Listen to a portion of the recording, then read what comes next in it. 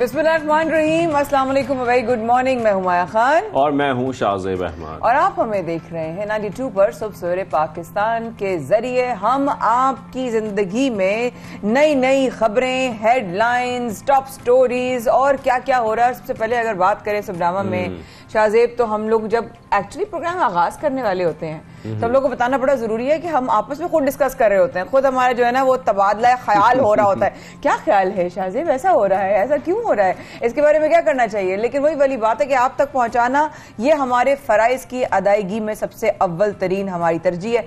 तो शाहजेब, क्या हो रहा है आज सबनामा का आगाज हम किससे कर रहे हैं? फाइनली वो होने जा रहा है जिसका हम सबको इंतजार था। माया, बहुत अरसे से हम इंतजार कर रहे थे कि हमारी काबीना तश्कील दे दी जाए और हमारे मुल्क में वजीर आजम साहब तो आ चुके हैं, लेकिन जो काबीना है वो नहीं बन पा रही। काम क्योंकि आगे बढ़ाने होते हैं, जरूरी कुछ वजारतें होती हैं जिनमें काम होना जाहिर बात है। जब काबीना नहीं होगी तो काम सारे रुक जाएंगे। तो एक हम देख रहे थे कि हमारा मुल्क कहीं रुका रुका नजर आ रहा था, लेकिन जब काबीना बन जाएगी तो यकीनी तौर पर काम आगे बढ़ेगा। तो हम देख रहे हैं कि आज वफाकी काबीना की हल्फ बर्दारी की तकरीब होने जा रही है 11 बजे। बिल्कुल, और 11 बजे वो तमाम लोग जिनके नाम इसके लिए मुख्तलिफ वजारतों के लिए नामजद किए गए हैं, वो तमाम लोग अपना जो हल्फ है वो उठाएंगे। साथ में सदर आरिफ अलवी अदालत के बायस तकरीब में शिरकत नहीं करेंगे। तो चेयरमैन सेनेट साजिद संजरानी वुज़रा से हल्फ लेंगे। बिल्कुल ऐसा ही है। साथ साथ क्योंकि एक बात तय है कि 11 बजे तक होगी, तो आप सब सवेरे पाकिस्तान में पूरी अपडेट लेकर फिर आप जो है इस हल्फबर्दारी की तरफ बढ़ सकते हैं। काबीना में नून लीग के 12, पीपल्स पार्टी के 9, JUI के 4 और MQM के 2 वुज़रा शामिल होंगे। दीगर इत्तेहादी जमातों को भी वजारतें दी जाएंगी। और साथ साथ इसी में आगे अगर देखें तो मजमूई तौर पर वफाकी काबीना के 34 अरकान होंगे। ANP ने वफाकी काबीना का हिस्सा बनने से माजरत कर ली। वैसे काफी बड़ी काबीना नहीं बन गई है। अगर हम नून लीग का देखें 12 नून लीग के, पीपल्स पार्टी के 9, JUI के 4, MQM के 2, ये तो बहुत सारे वुज़रा हो जाएंगे।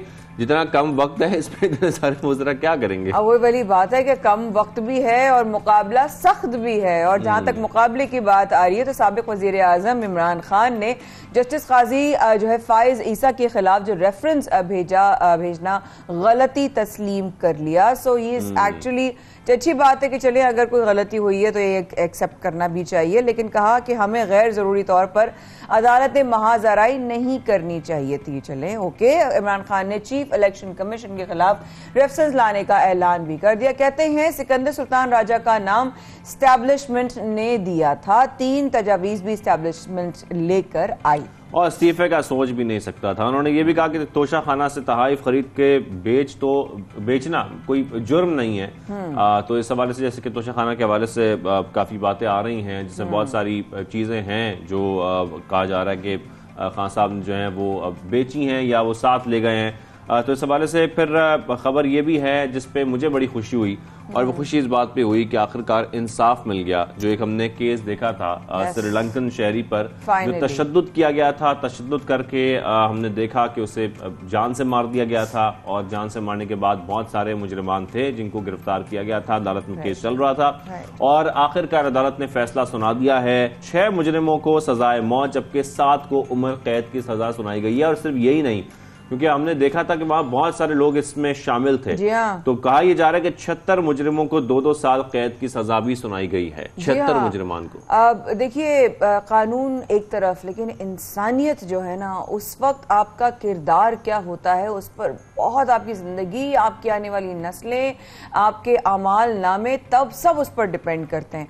आगे बढ़ते हैं सुबनामा में। IMF ने हुकूमत से मुज़ाकराती टीम के नाम मांग लिए हैं। जराये के मुताबिक मुज़ाकराती टीम के नाम मिलने के बाद मुलाकात का स्केड्यूल तय किया जाएगा। बिल्कुल। और मुज़ाकरात में पाकिस्तान को दरकार नए पैकेज पर भी बात होगी। साथ में नए पैकेज के जरिए फौरी बैरूनी अदायगियों को यकीनी बनाया जाएगा। तो अब जाहिर है नई हुकूमत है, नए चैलेंजेस हैं, और IMF के साथ जो उनकी मुज़ाकराती टीम के साथ हुकूमत के मुज़ाकरात होंगे हम उम्मीद करते हैं कि मुज़ाकरात भी कुछ अच्छे हों, कुछ बेहतर हों, इसमें मुल्क के लिए जो मसाइल हैं ये ज़रा दूर हो जाएं इंशाल्लाह। आमीन। शाहज़ेब, आपने सुबह एक ट्वीट शेयर की थी हमसे, हमारा जो पूरे ऑफिस का एक ग्रुप है हमारे मॉर्निंग शो का, शाहज़ेब ने एक ट्वीट शेयर की थी और वो मैं पढ़कर बड़ा हैरान हुई। मैं चाहती हूँ आप प्लीज सबसे शेयर आप समझोगे कोई कराची की ट्वीट है। हाँ, मैं एक्चुअली फॉर अ सेकंड यही समझी कि कराची में शायद हुआ है। नहीं, ये बिल्कुल कराची की ट्वीट नहीं है। जिस खबर के बारे में हम आपको बता रहे हैं ये लंदन में हुआ है और आमिर खान बॉक्सर, जो कि बड़े मशहूर बॉक्सर हैं और उनके बारे में अक्सर हम बहुत सारी खबरें भी सुनते हैं, बड़े हम देखते हैं हाईलाइट्स पे रहते हैं आमिर खान साहब। लेकिन हुआ कुछ यूं कि वो अपनी एहलिया के साथ सड़क क्रॉस कर रहे थे लंदन में और हुआ कुछ यूं कि वहां पर अचानक 2 अफराद आए और उन्होंने बंदूक तान ली उनके ऊपर और उनकी जो घड़ी थी, बड़ी महंगी घड़ी थी, वो उनसे उतरवा कर ले गए। तो उनको इस तरीके से लूट लिया गया। लेकिन उन्होंने अपने ट्वीट में लिखा है कि अल्हम्दुलिल्लाह हम दोनों महफूज रहे। इस एक्सपेक्ट नहीं कर सकते ना, क्योंकि मैं एक्चुअली हाँ होती हैं, स्ट्रीट्स ऐसी होती हैं। देखिए, चोर डाकू लुटेरे हर जगह मौजूद है, मानते हैं, लेकिन एक तो किसी सेलिब्रिटी के साथ हो और वो ग्लोबल एक सेलिब्रिटी लेवल का बॉक्सर हो, और बॉक्सर हो, पाकिस्तानी बॉक्सर हो, तो हमें लगेगा है ये क्या, ऐसे तो नहीं कह रहे कि आप ये वहां क्यों, यहाँ क्यों नहीं। लेकिन देखिए, इससे हमें एक मैसेज ही मिलता है, वो बॉक्सर हैं और हमें पता है कितने बेहतरीन बॉक्सर हैं, इसके बावजूद उन्होंने मजाहमत नहीं की। तो हम लोगों को भी यही चाहिए, मेरे ख्याल में कोशिश यही करनी चाहिए, क्योंकि हमारी अपने आप को बचाने के चक्कर में चीजों के पीछे जो है ना वो बहुत बड़े बड़े नुकसान हो जाते हैं। तो हमें कोशिश ये करनी चाहिए, कोई चीज मांग रहे तो आप दे दें, और कुछ नहीं हो सकता जब तक कि जाने तो जहान है। और किसी की घड़ी में जान हो, जैसे कि मैं हूँ, मुझे तो घड़ियां बहुत भी दे दें आप लेकिन चले आगे बढ़ते हैं साथ साथ और प्रोग्राम का बाकायदा आगाज करते हैं। सबसे पहले जिस तरीके से सबसे पहले हमने आपको बताया प्रोग्राम के आगाज में सुबनामा में कि अब जो वुज़रा हैं वो तमाम लोग जो वुज़रा बनने जा रहे हैं वो आज हल्फ उठाने जा रहे हैं और हल्फ की जो तकरीब है वो आज 11 बजे सजेगी। इसमें तमाम लोग हमें नजर आएंगे जो कि इस काबीना में शामिल होंगे। तो आपको बताएं कि काबीना हल्फ उठा रही है, जिसमें मुस्लिम लीग नून की अगर बात करें कि उसके कौन कौन से लोग हैं, कौन कौन से रहनुमा जिसमें शामिल हैं, तो माया इसमें ख्वाजा आसिफ भी हैं, एहसन इकबाल भी हैं, राना सनाउल्लाह साहब भी हैं, अयाज सादिक भी वफाकी काबीना का हिस्सा होंगे। साथ में फहरिस्त में राना तनवीर, खुरम दस्तगीर, साद रफीक, मियाँ जावेद लतीफ के नाम भी शामिल हैं। पीपल्स पार्टी के भी हैं लोग, जिसमें खुर्शीद शाह हैं, नवीद कमर, शेर रहमान, कादिर पटेल, शाजिया मरी, हिना रबानी खर साहिबा और दीगर काबीना के जो अरकान हैं वो होंगे। मतलब पता है क्या, मैं एक चीज सोची थी जब आप नाम ले रहे थे ना, तो एकदम से ना वक्त बदल गया, हालात बदल गए, जज्बात बदल गए, फ्रेम बदल गया, लोग बदल गए। तो वो मैं कहती कि इतने ज्यादा चेहरे बदल जाएंगे, वो नए चेहरों से लोगों की बड़ी हमें भी नाम याद करने पड़ते हैं ना, वो पहले कोई और वजीर होता है, बाद में कोई और वजीर होता है, हम भूल जाते हैं कौन से वजीर। हमारे लिए अच्छी मुश्किल पै जाती है। अच्छा, तो वो वाली बात है, लेकिन अगर आगे बढ़े ये वाली बात सोचे शाहज़ेब कि अगर इतनी ज्यादा जो है वो चेंजेस ऑब्वियसली आने वाली हैं और ये तो तय पा गई हैं, तो होनी ही है। हमें कितना चेंज होना है, हमें कितना इवॉल्व होना है, और बात जब वहां आकर निचोड़ पैदा होता है, जब ये तमाम लोग जो हैं वजारतें हासिल कर लेंगे, इनके पास पावर्स आ जाएंगी अपने अपने लिमिटेशंस के अंदर, तब ये क्या करेंगे? सवाल बिल्कुल, तब तो इनकी परफॉर्मेंस इसलिए बिल्कुल माया सही कह रही है, मैटर इसलिए भी करती कि ये टाइम बड़ा क्रूशल है और ऐसा टाइम है जब इलेक्शंस भी होने की बातें हो रही हैं, वक्त भी कम है। अच्छा, और ज्यादा जो नाम है ना वो नून लीग का, क्योंकि वजीर आजम नून लीग के हैं। हाँ, काबीना में बेशक आपकी पीपल्स पार्टी के लोग भी शामिल है, तमाम लोग शामिल है, लेकिन जो परफॉर्मेंस का क्रेडिट जाएगा या नहीं जाएगा, जिस पर उंगलियां उठेंगी, आवाजें उठेंगी, वो सिर्फ और सिर्फ नून लीग होगी। उनके वजीर आजम पाकिस्तान इस वक्त शहबाज शरीफ साहब हैं। अब एमक्यूएम की भी बात चले, अमीर हक साहब जो है दूसरी दफा जो है वजीर बन जाएंगे, पहले भी हुकूमत में उस वक्त वजीर थे, अब वो दोबारा जो है वजीर बन जाएंगे। इस बार उनके हिस्से में कौन सी वजारत आएगी ये अभी तय नहीं पाया। बिल्कुल, एमक्यूएम जो भी हुकूमत होती है उनके डेफिनेटली होते हैं। सब्जवारी भी जो है वो डेफिनेटली उनको जो एक मिनिस्ट्री मिलेगी, वो कौन सी मिलेगी वो भी आपको पता चलेगा। काफ लीग के तारिक बशीर चीमा भी वजीर बनेंगे। एएनपी ने माजरत कर ली है। देखो, एएनपी ने माजरत कर ली है। साथ में जैसे कि हमने आपको बताया कि सदर आरिफ अलवी जो है वो अदालत के बाइस तकरीब में शिरकत नहीं करेंगे, तो जो चेयरमैन सेनेट हैं सादिक संजरानी साहब, वो वज़रा से हल्फ लेंगे। तो हमें इसी मामले पर बात करने के लिए ज्वाइन किया तज्जियाकार और कानूनी माहिर हैं हैदर वहीद साहब। हैदर वहीद साहब को खुशामदीद कहेंगे। हैदर भाई, सबसे पहले तो मैं आपसे ही जानना चाहता हूँ, ये जो पोजीशंस हैं मुल्क की सियासत और खासतौर पर अवामी मफाद के फैसलों के लिए कैसी हैं? ये नाम आपने यकीन तौर पर सुने होंगे, कैसे लग रहा है आपको? देखें, ये एक जो है गैर मामूली सिचुएशन ज़रूर है, लेकिन पाकिस्तान का आइन जो है वो उसमें ये बात तय है कि चीफ एग्जीक्यूटिव जो है वो प्राइम मिनिस्टर है और उसकी एडवाइस जो है वो अनलेस के कॉन्स्टिट्यूशन में उससे बरक्स बात की गई हो, अनलेस के इनहेरेंट कॉन्स्टिट्यूशनल पावर प्रेसिडेंट की खुद की हो। जहां भी एडवाइस की बात की जाती है प्राइम मिनिस्टर की, तो वो बाइंडिंग होती है और उस एडवाइस के मुताबिक ही चलना पड़ता है प्रेसिडेंट को। तो ये कुछ ताखीरी मामला तो जरूर हो सकते हैं और इससे कॉन्स्टिट्यूशनल क्राइसिस कोई लंबा चौड़ा नहीं होगा इंशाल्लाह। और मेरे ख्याल से एंड में जो है कोर्ट्स भी यही रूल करेंगे कि वजीर आजम की एडवाइस बाइंडिंग है और सदर ने फॉलो करनी है और ये गवर्नर साहब जो है वो बिल्कुल हटा दिए जाएंगे। अच्छा हैदर भाई, ये बताइएगा कि इस वक्त ज्यादा इख्तियार किसके पास हैं? वजीर आजम के किन इक़दामात की राह में सदर मुमलिकत रुकावट है? देखें, इख्तियारात जो हैं वो डेफिनेटली वजीर आजम के पास ही हैं और सदर मुमलिकत जो हैं वो उनकी राय के पाबंद हैं। सिर्फ जो प्रेसिडेंट की कुछ पावर्स ऐसी होती हैं जो महज प्रेसिडेंट की हैं, जिसमें मदाखलत नहीं होती वजीर आजम की, उस हद तक सदर की पावर होती है और वो पावर बहुत ज़्यादा कोई मौसर नहीं होती। लेकिन क्योंकि नोटिफाई और फाइनल सिग्नेचर की पावर फिर भी कई उमूर पे प्रेसिडेंट की है और हालांकि एडवाइस बाइंडिंग होती है प्राइम मिनिस्टर की, लेकिन फिर भी आखिरी सिग्नेचर और नोटिफिकेशन जो है वो करना फिर भी प्रेसिडेंट ने पड़ता है। तो एक इम्पॉर्टेंट आखिरी लेग ज़रूर है कि जिसकी को ताखीर के हवाले से प्रेसिडेंट ज़रूर इस्तेमाल कर सकते हैं, बट ऐसा इस्तेमाल बदनीयती पर मबनी समझा जाएगा और वक्त की बात होगी। एंड में वजीर आजम की एडवाइस बाइंडिंग है और वही फॉलो होनी है। अच्छा जी, सही सही। हैदर भाई साहब, नई हल्का बंदियों पर पीटीआई बहुत तनकीद कर रही है। आप अभी देख रहे हैं कि नई हल्का बंदियां भी बहुत जल्द हो जाएं और मर्दमशुमारी भी हो जाए? देखें, हल्का बंदियां जो है उनमें वक्त लगेगा और अगर हल्का बंदियां जो है वो अब इलेक्शन एक तरफ पीटीआई कह रही है फौरन करवाएं और दूसरी तरफ हल्का बंदियां जो है वो जाहिर है वो चाहते हैं कि इस गवर्नमेंट के अंडर ना हो। हालांकि करने वाली तो बॉडी ईसीपी है, लेकिन वो चाहते हैं जिस तरह से मामलात हैं वो इस गवर्नमेंट को ज़्यादा कोई मौका इस तरह का ना मिले और इलेक्शंस फिल फॉल और फौरी तौर पे हो जाएं। ये वाली हुकूमत देख रही है कि मोमेंटम कुछ खान साहब क्योंकि पकड़े हुए हैं, तो शायद वो चाहती है कि कुछ ऐसा वक्त गुजर जाए कि खान साहब का ये जो मोमेंटम है और ये जो नया जोश और वलवला है अवाम में कि उन्हें शायद गलत निकाला गया, तो वो सबसाइड कर जाए और शहबाज शरीफ लेड जो ये हुकूमत है ये दिखा सके कि परफॉर्मेंस में, महंगाई में, गवर्नेंस में, प्रोजेक्ट्स में वगैरह इसकी परफॉर्मेंस जो है वो बहुत बेहतर है और लिहाजा जो है वो जितना देर से इलेक्शन होंगे उतना इस हुकूमत के लिए फ़ायदा होगा अगर वो इस तरह सोचती है। अच्छा हैदराबाद, क्योंकि गवर्नर सिंध भी जो है वो इस्तीफा दे चुके हैं और गवर्नर पंजाब को हटाने के ऊपर जो है वो ऑब्वियसली हुक्म जारी हो चुका है, तो क्या गवर्नर साहब के इनके हटने से क्या हुकूमत मजबूत हो जाएगी? क्या उसकी सिचुएशन थोड़ी सी और जो है वो स्टर्न हो जाएगी? आप क्या समझते हैं, स्टेबल हो जाएगी? देखें, गवर्नर्स अगेन लाइक प्रेसिडेंट जो हैं उन पे बाइंडिंग होती है एडवाइस, लेकिन आखिरी सिग्नेचर कई चीज़ों पे क्योंकि उनका होता है तो वो दरारें इस तरह डाल सकते हैं, डिलेज करवा सकते हैं, कोऑर्डिनेशन में इशू होता है और कुछ चीज़ों में जाहिर है कि उनके अपने इख्तियारात भी होते हैं और उनके एक फंड्स भी होते हैं।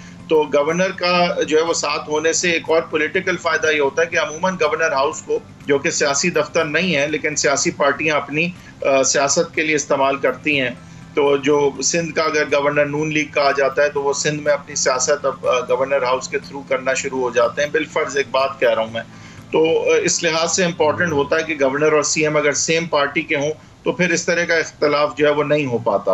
लेकिन आईनी तौर पे गवर्नर के इख्तियारात बहुत महदूद हैं और चीफ मिनिस्टर ही एग्जीक्यूटिव होता है प्रोविंस का। अच्छा, साथ में हैदर भाई साहब, हम तोशा खाना पर बहुत शोर देख रहे हैं इस वक्त, खासतौर पर साथ में फॉरेन फंडिंग केस भी है। ये दोनों केसेस आप क्या समझते हैं जिस पर शोर मचाया जा रहा है इस वक्त हुकूमत की जानिब से, ये इमरान खान साहब के लिए कोई मुश्किलात बढ़ा सकती है? देखें, एक तरफ तो इसमें कोई शक नहीं है कि फॉरेन फंडिंग केस में पार्टी की डिस्क्वालिफिकेशन की हद तक भी बात जा सकती है, डिपेंडिंग ऑन के किस बुनियाद पे फैसला आता है और क्या क्या चीज़ें जो है वो उनकी पकड़ी जाती हैं, अगर पकड़ी जाती हैं। तो फॉरेन फंडिंग केस बहुत अरसे से क्योंकि जो है वो डिले हो रहा था, तो कुछ शकूक और शुबात इस हवाले से भी हैं कि क्यों हो रहा था, कोई ज़ाहिर मेरिट्स होंगे इसलिए हो रहा था वगैरह, और कभी भी पीटीआई की हुकूमत में ये केस आगे तक नहीं बढ़ सका। तो अब फॉरेन फंडिंग केस जो है वो डेफिनेटली खान साहब के लिए एक तशवीश का हामिल है और वो उसका हवाला जो है वो अपने जलसे में भी दे चुके हैं। और जहाँ तक ये उन्होंने घड़ी आगे बेचने का मामला है, तो खान साहब क्योंकि अपनी एक इमेज जिस तरह से दिखाते हैं कि वो अबव बोर्ड हैं, ईमानदार हैं, और बाकी सबको चोर कहते हैं, चूहा कहते हैं, तो उनके अपने मामलात अगर तो इस तरह से सामने आए और उसमें कुछ वजन देखा गया, तो फिर लोग ये भी सोच सकते हैं कि भाई ये भी तो उसी तरह हैं, तो ये जो बात करते हैं नया पाकिस्तान और मैं ईमानदार हूँ और ये चोर हैं, तो ये वाला उनका नैरेटिव उसका सफ़र कर सकता है। अब देखना पड़ेगा कि आगे ये हो पाता है, यानी कि खान साहब जो है उनकी खुद भी थिक स्किन है और उन पे चीज़ें स्टिक आराम से नहीं करती हैं, क्योंकि उनकी एक कल्ट फॉलोइंग भी है। तो देखना पड़ेगा कि आगे ये हथियार भी कितना मौसर होता है खान साहब के हवाले से। वैसे मैं आपको बता दूं कि उमूमी तौर पे कोई भी पॉलिटिकल पार्टी एंड में आवाम में जब गैर मकबूल हो जाए तो ख़त्म जब ही होती है, केसेस से ख़त्म नहीं होती। ठीक, यानी कि आप समझ ठीक हो गया। अच्छा, अब साथ साथ ये बताए वहीद भाई कि बिलावल भुट्टो जरदारी साहब को आप बतौर वजीर खारजा कैसा देखते हैं, क्योंकि वो यूके से आने के बाद? देखिए, बिलावल भुट्टो जरदारी साहब जो हैं उनकी एक तरबियत और एक माहौल में तरबियत उन्होंने पाई है, और ज़ाहिर है उनकी वालदा और फिर नाना जिनको उन्होंने शायद नहीं देखा, लेकिन वालदा की कम से कम सोबत में वो पले बड़े हैं, और उनकी वालदा जो है वो एक इंटरनेशनल फिगर थी, उनके अपने ताल्लुकात और उनकी रेपुटेशन भी इंटरनेशनली बहुत नोन है। तो बिलावल साहब की कुछ तरबियत भी और कुछ ताल्लुकात भी इस किस्म के हैं कि वो एक मौसर वज़ीर ख़ारजा हो सकते हैं। उनकी खुद की जो आइडियोलॉजी है वो ज़ाहिर है इंक्लूजन वाली है, अच्छे ताल्लुकात बना के रखने वाली है, वेस्ट से भी अच्छे ताल्लुकात वाली है। तो वज़ीर ख़ारजा के तौर पे जो है वो प्रॉमिसिंग कैंडिडेट नज़र आते हैं, और उनको भी तजर्बे की ज़रूरत है। वो भी हालांकि लीडर और चेयरमैन हैं, लेकिन उनके लिए भी ये अच्छा तजर्बा होगा, और वो एक बैनुल-अक़वामी सतह पे अपना लोहा मनवाने का उनको मौका मिलेगा। तो मेरे ख्याल से तो उनको अगर ये मौका मिलता है तो उनको ले लेना चाहिए। और क्योंकि हैदर भाई साहब खारजा पॉलिसी की बात हो रही है, तो साबिक वज़ीर आज़म का दौरा रूस हम देखें, या हम खासतौर पर अमेरिका की पाकिस्तान में मुदाखलत से मुतालिक जो मौक़िफ़ है उसने पाकिस्तान की खारजा पॉलिसी पर कितना असर डाला है, और ख़ासतौर पर आप क्या समझते हैं कि इस हुकूमत के लिए किन ममालिक से, दीगर ममालिक से ताल्लुकात बढ़ाना या मज़ीद मजबूत करना फौरी तौर पर बहुत इंपॉर्टेंट है? देखें, जाहिर है कि रूस जिस मौके पे ये ट्रिप हुआ था, तो वेस्ट जो है ख़ासकर अमेरिका जो है उसको तो बहुत ज़्यादा तशवीश थी, और गम और गुस्से का भी उन्होंने इजहार किया, और आगे फिर जो कॉन्सिक्वेंसेस खान साहब बताते हैं एक बैनुल-अक़वामी साजिश की तरफ वो तो बल्कि इशारा करते हैं। वो थी नहीं थी या जो भी थी, इसमें कोई शक नहीं है कि वेस्ट नाराज़ था पाकिस्तान से और उस वक्त के वज़ीर आज़म इमरान खान साहब के इस ट्रिप के हवाले से, और ज़ाहिर है कि उससे मनफी असर पड़ा पाकिस्तान के ताल्लुकात का उन ममालिक के साथ जहाँ हमारी तिजारत बहुत ज़्यादा है, जहाँ से रेमिटेंसेस भी आती हैं, जहाँ से मिलिट्री रिलेशनशिप्स भी हैं। तो मेरे ख्याल से खान साहब ने एक रिस्क लिया था बहुत बड़ा, और आज अगर आप देखें तो अब खान साहब क्योंकि नहीं हैं, तो जो बैनुल-अक़वामी ताकतें जो खान साहब से अच्छे ताल्लुकात रखने से कासिर थीं, शायद उसमें अगर सऊदी अरेबिया को देखें तो वहाँ से अगर हमें ऑयल डिफर्ड पेमेंट्स पे आ जाए, अगर वेस्ट को देखें तो IMF से शायद हमें कुछ अब पैसे मिल जाएं, अगर ये मामलात कुछ इस हुकूमत के लिए ईज़अप होते हैं तो जो बहुत तल्ख और मुश्किल माशी चैलेंजेस हैं उसमें मदद मिल सकती है। ये बैनुल-अक़वामी साजिश तो अभी तक बिल्कुल भी प्रूव नहीं हुई, और ISPR ने भी इसको डिनाई किया है, लेकिन बावजूद इसके अवाम में ऐसा नहीं है कि इस बात को पजीराई नहीं मिल रही। आगे जाके ये कितना असरअंदाज हो सकता है हमारे बैनुल-अक़वामी ताल्लुकात के हवाले से, खासकर अमेरिका, बिकॉज अमेरिका का तो नाम लेके खान साहब बहुत बबांगे दौल इस बात को दोहराते हैं कि उनकी मुदाखलत ही नहीं बल्कि साजिश का वो हिस्सा थे। तो मेरे ख्याल से ये आने वाला वक्त बताएगा। खान साहब क्योंकि हुकूमत में नहीं है तो इसलिए बहुत ज़्यादा असर ताल्लुकात पर पड़ना नहीं चाहिए, क्योंकि उनके राइवल अब जो हैं वो सैडल में हैं और वही फैसले करेंगे इन ताल्लुकात के हवाले से। अच्छा हैदर भाई, फिर ये बता दें कि नई हुकूमत को आपके ख्याल में कितने अरसे में इलेक्शन कराने चाहिए? ये बड़ा खतरनाक सवाल पूछ लिया। देखिए, पहले तो कुछ लग रहा था कि जल्दी करवा देने चाहिए, अब खान साहब के पास कुछ सियासी मोमेंटम है। मेरे ख्याल से हुकूमत को ये देखना चाहिए कि आने वाले बजट और आने वाले वक्त में जो इस वक्त पाकिस्तान के पास जो है वो गैस और बाकी चीज़ों की भी कमी है, और साथ साथ जो है वो बैलेंस ऑफ पेमेंट्स में भी हमारे डेफिसिट बहुत बढ़ता जा रहा है, डेट बहुत बढ़ता जा रहा है। अगर इसी इंटरनेशनल प्राइसेस और ऑयल प्राइसेस पे भी हमारा इतना कोई ज़ाहिर कंट्रोल नहीं है, तो इस सूरत हाल में अगर हमें IMF से अच्छी डील नहीं मिलती या सऊदी अरब हमें ऑयल डिफर्ड पेमेंट्स में नहीं देता और चाइना अपना 9 बिलियन का गालिबन अगर लोन है उसको रिस्ट्रक्चर नहीं करता या इनमें से कोई चीज़ अगर आगे पीछे होती है तो फिर तो इनको चाहिए जल्दी इलेक्शन करवा लें, वरना ये मेरे ख्याल से एक डोज मिलेगा जिससे कहीं डॉलर की कीमत और अशिया की कीमतों में भी कोई रिलीफ शायद मिल सकती है। पेट्रोल अगर डिफर्ड पेमेंट्स पे आ गया बिलफर्ज, तो मेरे ख्याल से कि अगर तो कहीं से हालात वो देखते हैं कि बेहतरी की तरफ जा सकते हैं तो फिर तो डेफिनेटली ये उन्हें 1.5 साल पूरे करने चाहिए, वरना ये मलबा जो है वो खान साहब की मईशत का अपने सर लेना तो मेरे ख्याल से कोई दानिशमंदाना बात नहीं होगी। बिल्कुल, अगर वो समझते हैं कि 1.5 साल में वो सब कुछ संभाल सकते हैं तो ही देखा जाए, नहीं तो सारा मलबा जो है ना वो पिछली हुकूमत का भी इनके ऊपर आ जाएगा, ऐसा ही है। Thank you very much. कानूनी माहिर हैदर वहीद साहब हमारे साथ मौजूद थे और तज्जिया दे रहे थे अपना, खासतौर पर जो उस वक्त मुल्क के हालात बन चुके हैं, नई हुकूमत आ चुकी है, नए वज़रा भी आने वाले बहुत जल्द, खासतौर पर आज हल्फ उठाने वाले हैं, तो क्या होने जा रहा है आज वो भी आपको अपडेट करते रहेंगे इस तरीके से। लेकिन यहाँ पर छोटी सी ब्रेक लें, ब्रेक के बाद वापस आते हैं।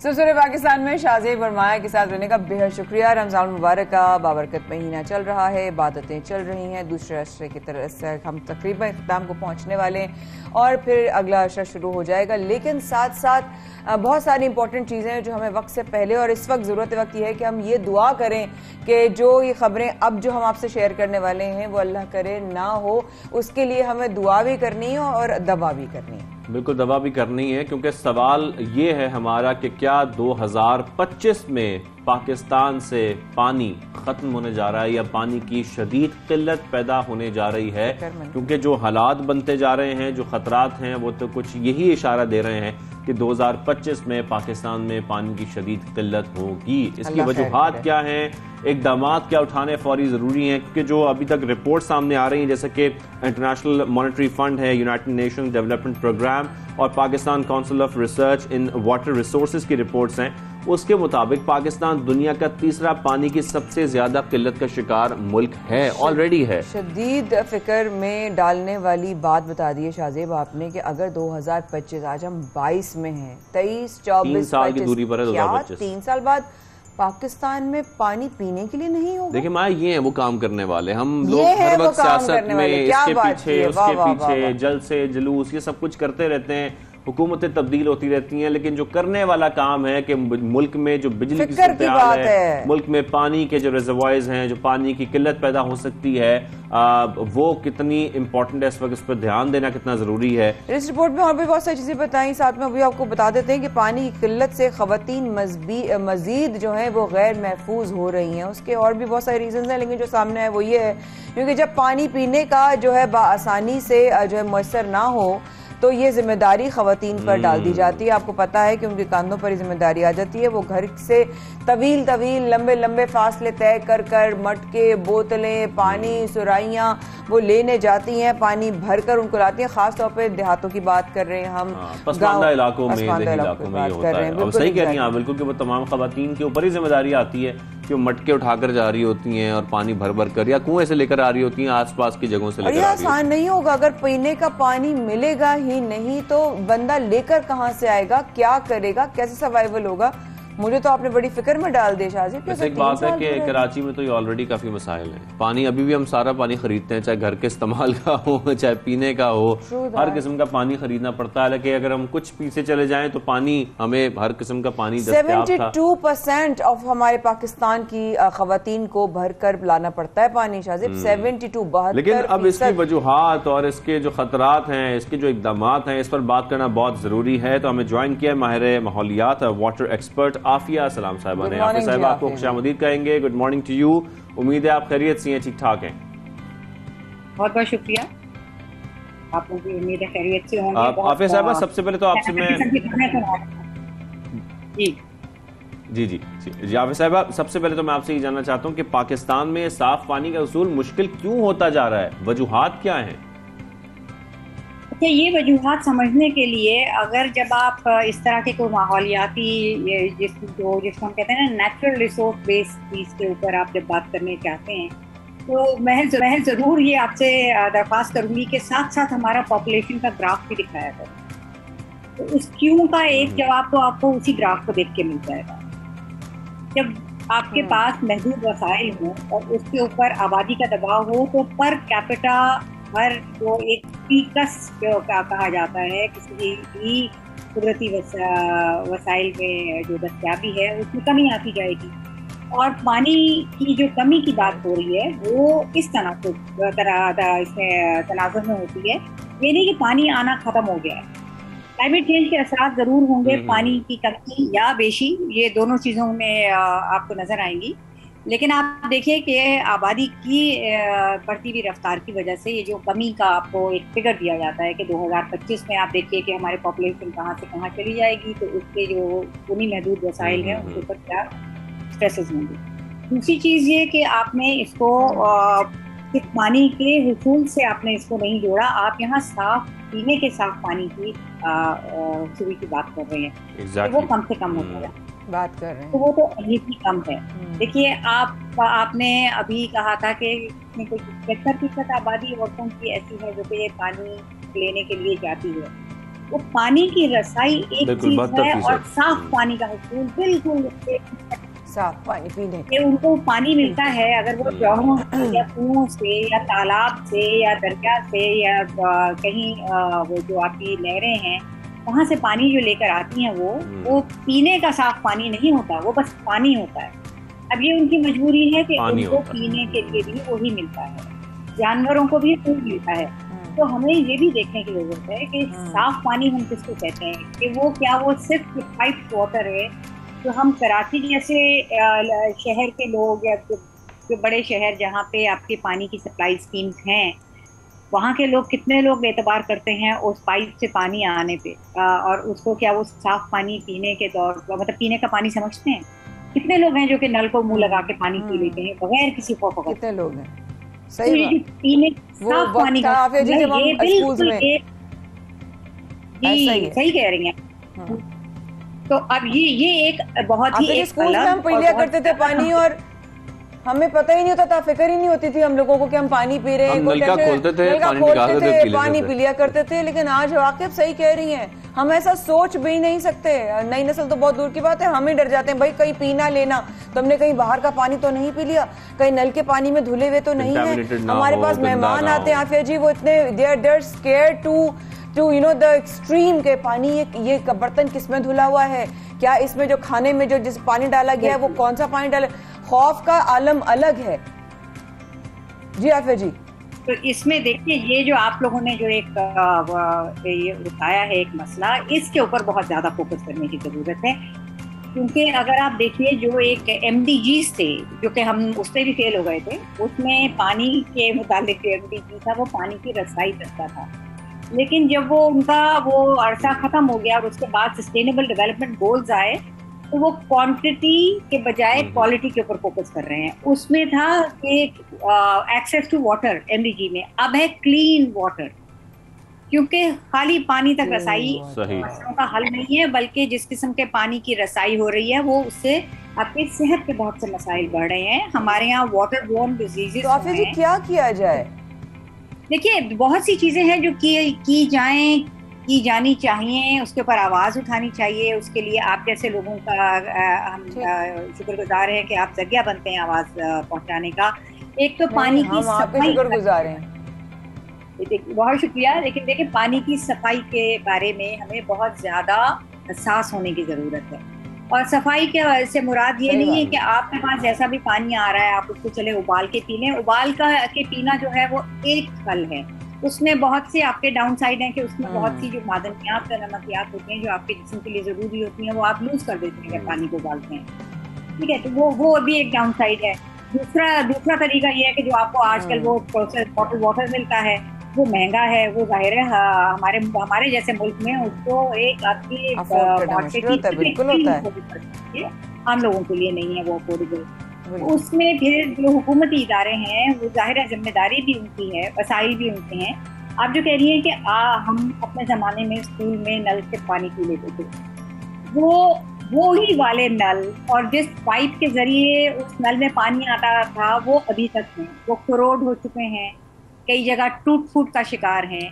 उनके अंदर जो साथ में, और ये पाकिस्तान की कुछ इस तरह से हमारे वाटर एंड सैनिटेशन का हमारा जो एक निज़ाम है, उसमें ये कि स्वेज की पाइपलाइन भी पानी की पाइपलाइन के पास ही नजर रही होती है।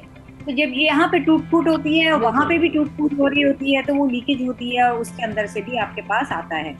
फिर हमारे यहाँ जो इंडस्ट्रियल वेस्ट है, जो एग्रीकल्चरल वेस्ट है, आपकी जाहिर है आप हमारे यहाँ केमिकल फर्टिलाइजर भी इस्तेमाल होती हैं, हमारे यहाँ कीड़े मार दवाएं भी इस्तेमाल होती हैं, हमारे ज़रूरी मुल्क है, ठीक है। उसके अलावा जो हमारी इंडस्ट्रीज लगती हैं उनका भी जो फजला है वो कहाँ जा रहा है, क्या इसको मॉनिटर किया जा रहा है? हम सुनते हैं कभी कभी कि जी इस पे फाइन हुआ, उस पर फाइन हुआ, लेकिन ये चीज के ऊपर बहुत ज्यादा तवज्जो देने की जरूरत है कि जो हमारे आफिया साहिबा इस वक्त बिल्कुल आफिया साहब, इस वक्त दो बातें हैं। एक तो ये कि उम्मीद करता हूं कि आप ये तमाम सजेशंस हुकूमत को भी देंगे, कि हम चाहते हैं कि हुकूमत कुछ ऐसे इकदाम उठाए कि ये तमाम मसाइल फौरी तौर पर दूर हों और हमें 2025 में ऐसी शदीद किल्लत का सामना ना करना पड़े। सेकेंडली, आप माहिर माहौलियात भी हैं, मैं चाहता हूँ कि जो हमारे घरों में पानी है, क्या हम इंडिविजुअली भी कोई ऐसी कोशिश कर सकते हैं कि हम पानी को साफ बना लें और अपने पीने के काबिल बना लें? कुछ ऐसे हम घरों में भी इकदाम उठा सकते हैं, कोई ऐसी पॉसिबिलिटी है? देखिए, एक तो जैसे मैंने जिक्र किया था, सिंपलेस्ट जो हर एक ही करता है, तकरीबन पानी उबाल लेते हैं, वो साफ हो जाता है, इसमें कोई शक नहीं है। लेकिन उसमें जो मैंने कहा उसका एक डाउन साइड यही है कि उसमें कुछ जो नमकियात और मादनियात हैं वो आप लूज कर देते हैं। अच्छा, इलाकों में एक और तरीका है जो हमारे यहाँ एक रिवायती तौर पे उसको इस्तेमाल किया जाता रहा है, वो मटका फिल्टर है। वो एक बिल्कुल सिंपल सी तरीका होता है, मटके के अंदर वो तह बिछाते हैं उसकी कंकरों की मुख्तलिफ साइज की, और ये एक नेचुरल प्रोसेस है, उससे वो निकल के पानी साफ आता है। लेकिन वायरसेस का वो इलाज नहीं है, वो सिर्फ बैक्टीरिया और जो आपके जो गदलापन है उसको साफ करेगा, जो आपके जर्रात होते हैं उनको वो निकाल देगा, पानी आपको क्लियर नजर आएगा। ये एक ऐसी तरीका है जिसको इस्तेमाल हमारे कई गाँव के इलाकों में किया जाता है। सबसे बड़ी बात तो यही है कि आप देखें कि आपके टैंक में कौन सा पानी आ रहा है, वो कैसे साफ हो रहा है। टैंक की सफाई तो की जा सकती है, जो अपनी हद तक, आपने कहा ना हम अपनी जाती हद तक क्या कर सकते हैं, एक फर्द क्या कर सकते हैं, तो फर्द के लिए जरूरी है कि वो इस तरह की चीज़ों के लिए पहले तो बहुत ज़्यादा ध्यान दे कि पानी के जरिए बहुत ज़्यादा बीमारियां फैलती हैं, तो पानी की सफाई का इंतजाम देखिए एक फर्द ये भी कर सकता है। एक फर्द से ही आपका एक माशरा बनता है, मोहल्ला बनता है। वो अपने मोहल्ले की जो कमेटीज हैं वहाँ पे देखें कि वो किस जगह पे पाइप में अगर कोई खराबी है तो वो जो म्यूनिसिपल के इदारे हैं वहाँ आवाज़ लेके जाएं, हुकूमती इदारों के साथ इंगेज करें। अकाउंटेबिलिटी का भी जो एक अमल है वो एक फर्द से ही होता है। जब हम आवाज नहीं उठाएंगे ना फर्द के तौर पे, हम सबको आवाज उठाने की जरूरत है। बिल्कुल, और आप हमें प्लीज ज्वाइन करते रहिएगा और हमारी रहनुमाई करते रहिएगा, और जहाँ जहाँ आपको शाहजेब, मेरी और हमारी टीम की जरूरत पड़े आप हमें जरूर आवाज दीजिएगा। आफिया जी, ये बड़ा जरूरी काम है, क्योंकि 3 साल के बाद अगर हमारे पास पीने का साफ पानी नहीं होगा तो ये बहुत फिक्र करने की बात है।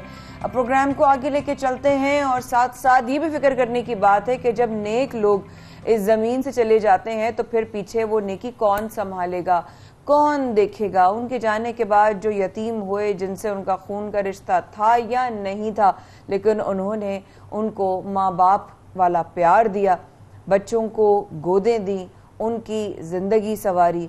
हम बात कर रहे हैं हमारी बहुत ही प्यारी, बहुत ही हमें अजीज जो जो है अल्लाह पाक को प्यारी हो चुकी हैं और रज़ा इलाही से, लेकिन क्या शख्सियत थी शाहजेब। बिल्कुल, और यकीनी तौर पर ये नुकसान नाकाबिल तलाफ़ी है और हम सब इस दुख में शामिल भी हैं, क्योंकि इंसानियत की खिदमत जिस तरह उन्होंने की है, जैसे कि हम देखते आए हैं, जिस तरीके से उन्होंने कफ़ालत की है बच्चों की, और एक वालदा का दर्जा था उनके पास। ईदी साहब की बात करें या बिल्किस साहिबा की हम बात करें, और हम चाहते हैं कि आज हम उनकी कुछ थोड़ी सी यादें ताज़ा ज़रूर करें, क्योंकि ऐसे लोग इस दुनिया में बहुत कम होते हैं और फिर हम उनको यकीनी तौर पर बाद में बहुत याद भी करते हैं। तो आज हमें ज्वाइन किया है उनके साहबजादे फैसल ईदी साहब ने। फैसल ईदी साहब से हम बात करेंगे। फैसल भाई अस्सलाम वालेकुम। अल्लाह आपको सब्र दे, सबसे पहले तो हम यही दुआ करते हैं। और यकीनन नाकाबिल तलाफी नुकसान है ये ऐसा नुकसान है जो कभी भी जो है वो पूरा नहीं हो सकता। पहले अब्दुल सत्तार ईदी साहब, उसके बाद में देखा कि अब बिल्किस ईदी साहिबा दुनिया से रुखसत हो गई, उनकी जिम्मेदारियां आप पर आ गई हैं और कैसे उनके इस मुश्किल सफर को आगे बढ़ाएंगे आप, और क्या कहना चाहेंगे आप खास तौर पर? देखें, ईदी साहब का इंतकाल जब हुआ था ना तो इतना हमें भारी बहुत लगा था कि ईदी साहब जैसी शख्सियत हमें छोड़ के चलेंगी, लेकिन काम काज इतना बड़ा नहीं था, हमें परेशानी नहीं हुई संभालने में। इसकी वजह ये थी कि मम्मी हयात थी, मम्मी ही सारा। ईदी साहब के ज़माने में भी मम्मी जो है वो जितने भी ईदी होम्स हैं पाकिस्तान के 17 ईदी होम्स हैं, उनकी जो है वो ज़रूरतें पूरी करना, उनको कपड़े भेजना, उनके यहाँ सामान भेजना, चीज़ें बच्चों की, बड़ी लड़कियों की, लड़कों की, बड़ी उम्र के बुजुर्गों की, उनको फ्रूट तैयारियां, सारी चीज़ें, ईद की तैयारियां करवाना, शादी हो रही हो किसी बच्ची की इनमें तो उसकी 80%, मेरे कहने का मकसद है 80-90% काम जो है वो मम्मी करती थी। ईदी साहब के ज़माने में भी हम तो सिर्फ यहाँ पे बैठ के रखवाली करते थे और हिसाब किताब करते थे, बाकी सारा काम जो है वो 90% वो करती थी। उनके ईदी साहब के जाने से इतना हमें परेशानी नहीं हुई, मम्मी के जाने से हमें बहुत परेशानी का सामना है और हमें जो है वो हम कोशिश में लगे हुए हैं कि मम्मी की कोई जगह ले ले और ये पूरा नेटवर्क जो है वो इसी तरह चलता रहे। अल्लाह करे कि ये इसी तरह चलता रहे और जो हज़ारों लोगों की जिंदगियां वाबस्ता है मम्मी की जो जगह से, वो जिंदगियां सलामत रहें, महफूज रहें, बच्चियां हमारी महफूज रहें और इनकी उसी तरीके से शादियां होती रहें। अल्लाह अल्लाह अल्लाह, आपने क्या मंजर खींच दिया हमारे लिए। तो मैं तो उनको साहिबा नहीं, उनको बिल्किस माई कहती थी और हमारा उनसे रिश्ता ऐसा था, वो बैठती थी तो मैं उनके पैरों में जाके बैठ जाया करती थी। वो ऐसी शख्सियत थी कि उनके अंदर सिवाय ममता के और कुछ था ही नहीं। हाँ, बहुत अच्छा सेंस ऑफ ह्यूमर था, बहुत बच्चों के साथ बच्चा, बड़ों के साथ बड़ा।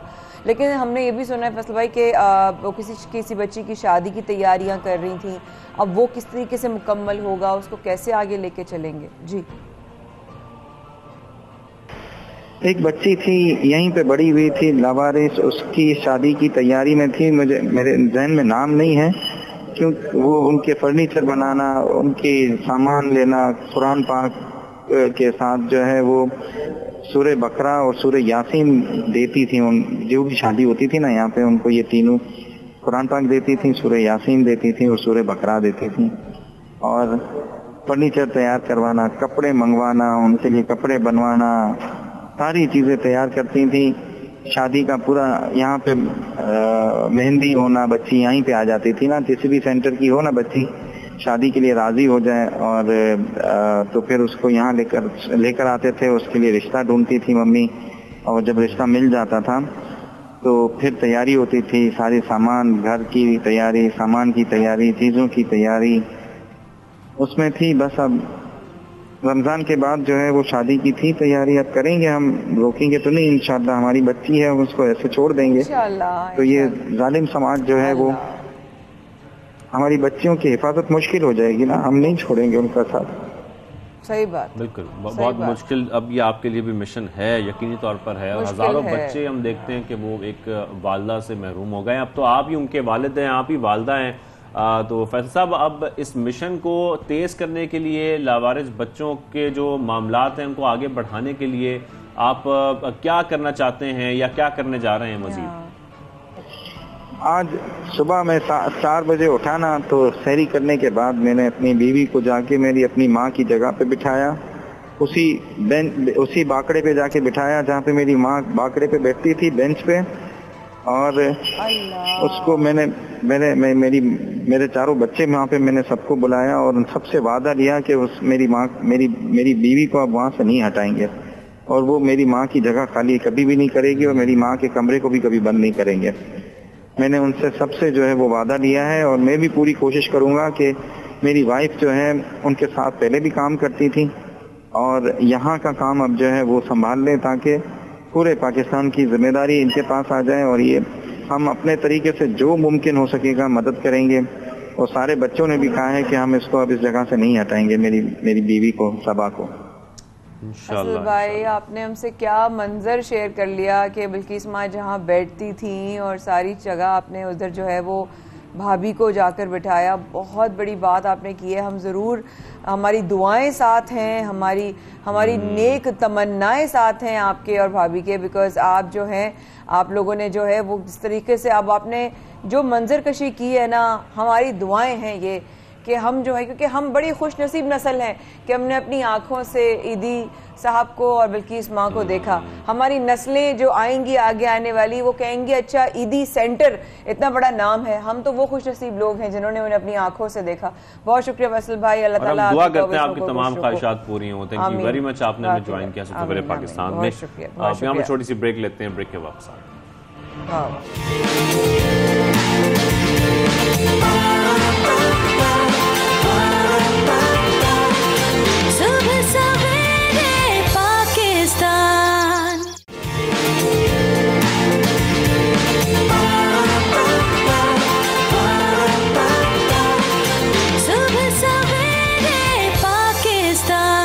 हम एक बाहिम्मत इंसान की बात कर रहे हैं, हम अपने हीरोज की बात करते हैं, ऐसे लोगों की बात करते हैं, ऐसे लोगों से मुलाकात करवाते हैं जिनको देख के हमें भी इंस्पिरेशन मिलती है और हम भी बड़े मोटिवेटेड हो जाते हैं, खासतौर पर जब हम थोड़ा लो फील कर रहे होते हैं। बिल्कुल ऐसा ही। तो जो ऐसा शख्स जिसकी आज आपसे मुलाकात करवा रहे हैं, हर तकलीफ का उन्होंने सामना किया, परेशानियों का सामना किया, लेकिन सबसे बड़ी बात ये होती है कि आप हिम्मत ना हारें, आगे बढ़ते रहें और तमाम परेशानियों के बावजूद अपनी मेहनत को जारी रखें। ये बड़ा ज़रूरी है। हम बात करते हैं ना अक्सर, कंसिस्टेंट होना बड़ा ज़रूरी है। अगर आप अपनी मेहनत में कंसिस्टेंट हैं तो आपको आपकी मंजिल ज़रूर मिलती है, आपको कामयाबी ज़रूर मिलती है। माया, बिल्कुल ऐसा ही है। और समझिए कि सेहत से बढ़कर कोई नेमत नहीं है। दौलत, शोहरत, सब कुछ मिल जाता है, सारी नेमतें अल्लाह पाक अता करता है, लेकिन अल्लाह से ज़िंदगी में मांगे तो सेहत और इसके हलाल की आसानी ज़रूर मांगे, क्योंकि सेहत नहीं है तो ज़िंदगी की तमाम नेमतें बेकार हैं। बिल्कुल आप कुछ एंजॉय नहीं कर सकते, ना ये लाइफ एंजॉय कर सकते हैं, ना सक्सेस एंजॉय कर सकते हैं, ना खुशियाँ एंजॉय कर सकते हैं। सेहत बहुत बड़ी नेमत है। और जिस तरह आज हमारे मेहमान हैं, आपकी मुलाकात करवा रहे हैं फैजान बारी से। अस्सलाम वालेकुम फैजान। वालेकुम अस्सलाम। बहुत बहुत शुक्रिया प्रोग्राम में वक्त। थैंक यू, आपने इनवाइट किया मुझे। फैजान, मैं चाहती हूँ दुनिया को आप खुद बताइए, आपका इस वक्त मेडिकल चैलेंज सबसे पहले क्या है? मेडिकल चैलेंज मेरा जो है अपना फिज़िकली जो है, मुझे बहुत जॉइंट्स वगैरह की बीमारी में जो है अब सर्वाइव करना ये बहुत ज़्यादा मुश्किल होता जा रहा है, क्योंकि अब जॉब वगैरह करना जो है मेरे लिए बहुत मुश्किल होता जा रहा है। कहीं मैं ऑफिस बेस्ड जॉब बिल्कुल भी नहीं कर सकता। मैं जो सिर्फ होम बेस्ड जॉब करता हूँ, क्योंकि वो मुझसे अब ज़्यादा भाग दौड़ वगैरह काम मुझे नहीं हो सकते हैं बिल्कुल भी। किस तरह आप थक जाते, चल नहीं पाते, बैठ नहीं पाते बहुत लंबा, या चलने में प्रॉब्लम है, ट्रैवलिंग, सीढ़ियाँ, कन्वेंस, इस तरह का कोई मसाइल हैं दरपेश? जी मैम, मैं चल बिल्कुल भी नहीं पाता हूँ मैं। अच्छा। क्योंकि थोड़ा सा भी चलूँगा तो मेरी सांस फूल जाएगी और हाथ पाँव जो है ना मेरे लड़खड़ाने जैसे लग जाता हो जाता है। काम क्या करते हैं? मैं ग्राफिक डिजाइनर हूँ। माशाल्लाह। तो आप फ्रीलांस काम कर रहे हैं, घर से कर रहे हैं? जी, होम बेस वगैरह काम कर रहा हूँ मैं कंपनीज के साथ। कितना काम कर सकते हैं, कितने घंटे आप बैठ सकते हैं? क्योंकि अब तो ग्राफिक डिजाइनिंग वही वाली बात है, अब तो दुनिया वर्चुअल पे चल रही है और घर से बैठ के काम हो रहे हैं। बहुत आपके लिए अपॉर्चुनिटीज हैं इंशाल्लाह, अल्लाह खैर राज़िकीन। मुझे बताइए कि आपका कितनी देर आप बैठ सकते हैं, किस तरह के काम आप कर सकते हैं ताकि सुनने वाले जो आपको अप्रोच करना चाहें वो आपको अप्रोच कर लें? मैं बिल्कुल वही ऑफिस के वर्किंग आवर्स करता हूँ, पूरे 9 आवर्स। अच्छा, 9 आवर्स पूरे काम करता हूँ मैं। अच्छा। और जो जितने भी और एक्स्ट्रा वर्क आते हैं। सॉफ्टवेयर पे क्या काम करते हैं? एनिमेशन में किस पे हैं बताइए? इलस्ट्रेटर और फोटोशॉप में यूज करता हूँ, वेब डिजाइनिंग, एप्स और जो है सोशल मीडिया पोस्टर्स वगैरह डिजाइन, ये सब मैं करता हूँ। अच्छा भाई, ऐसे नहीं घर में, घर से आप कोई भी काम आपको दे, प्रोजेक्ट दे तो ये कर सकते हैं। जी, तो आपने सोचा क्या, मतलब आपको खुद ही शुरू से शौक था कि मैं ग्राफिक डिजाइनिंग ही करूं, या मैं सोचा कि मैं ये वो काम है जो मेरे लिए बेहतर है या मैं कर सकता हूं? नहीं, मुझे थोड़ा सा शौक भी था। तो मैं पहले देखता था कि जैसे टॉम एंड जेरी कार्टून्स वगैरह ये सब मैं देखता था, तो मेरे माइंड में होता था कि यार इसको इलस्ट्रेट करा जा सकता है, इसको बनाया जा सकता है। तो शुरू से ही माइंड मेरा यही था। तो फिर मैंने जो है 2011 में जो है अरीना मल्टीमीडिया से शॉर्ट जो है डिप्लोमा किया था।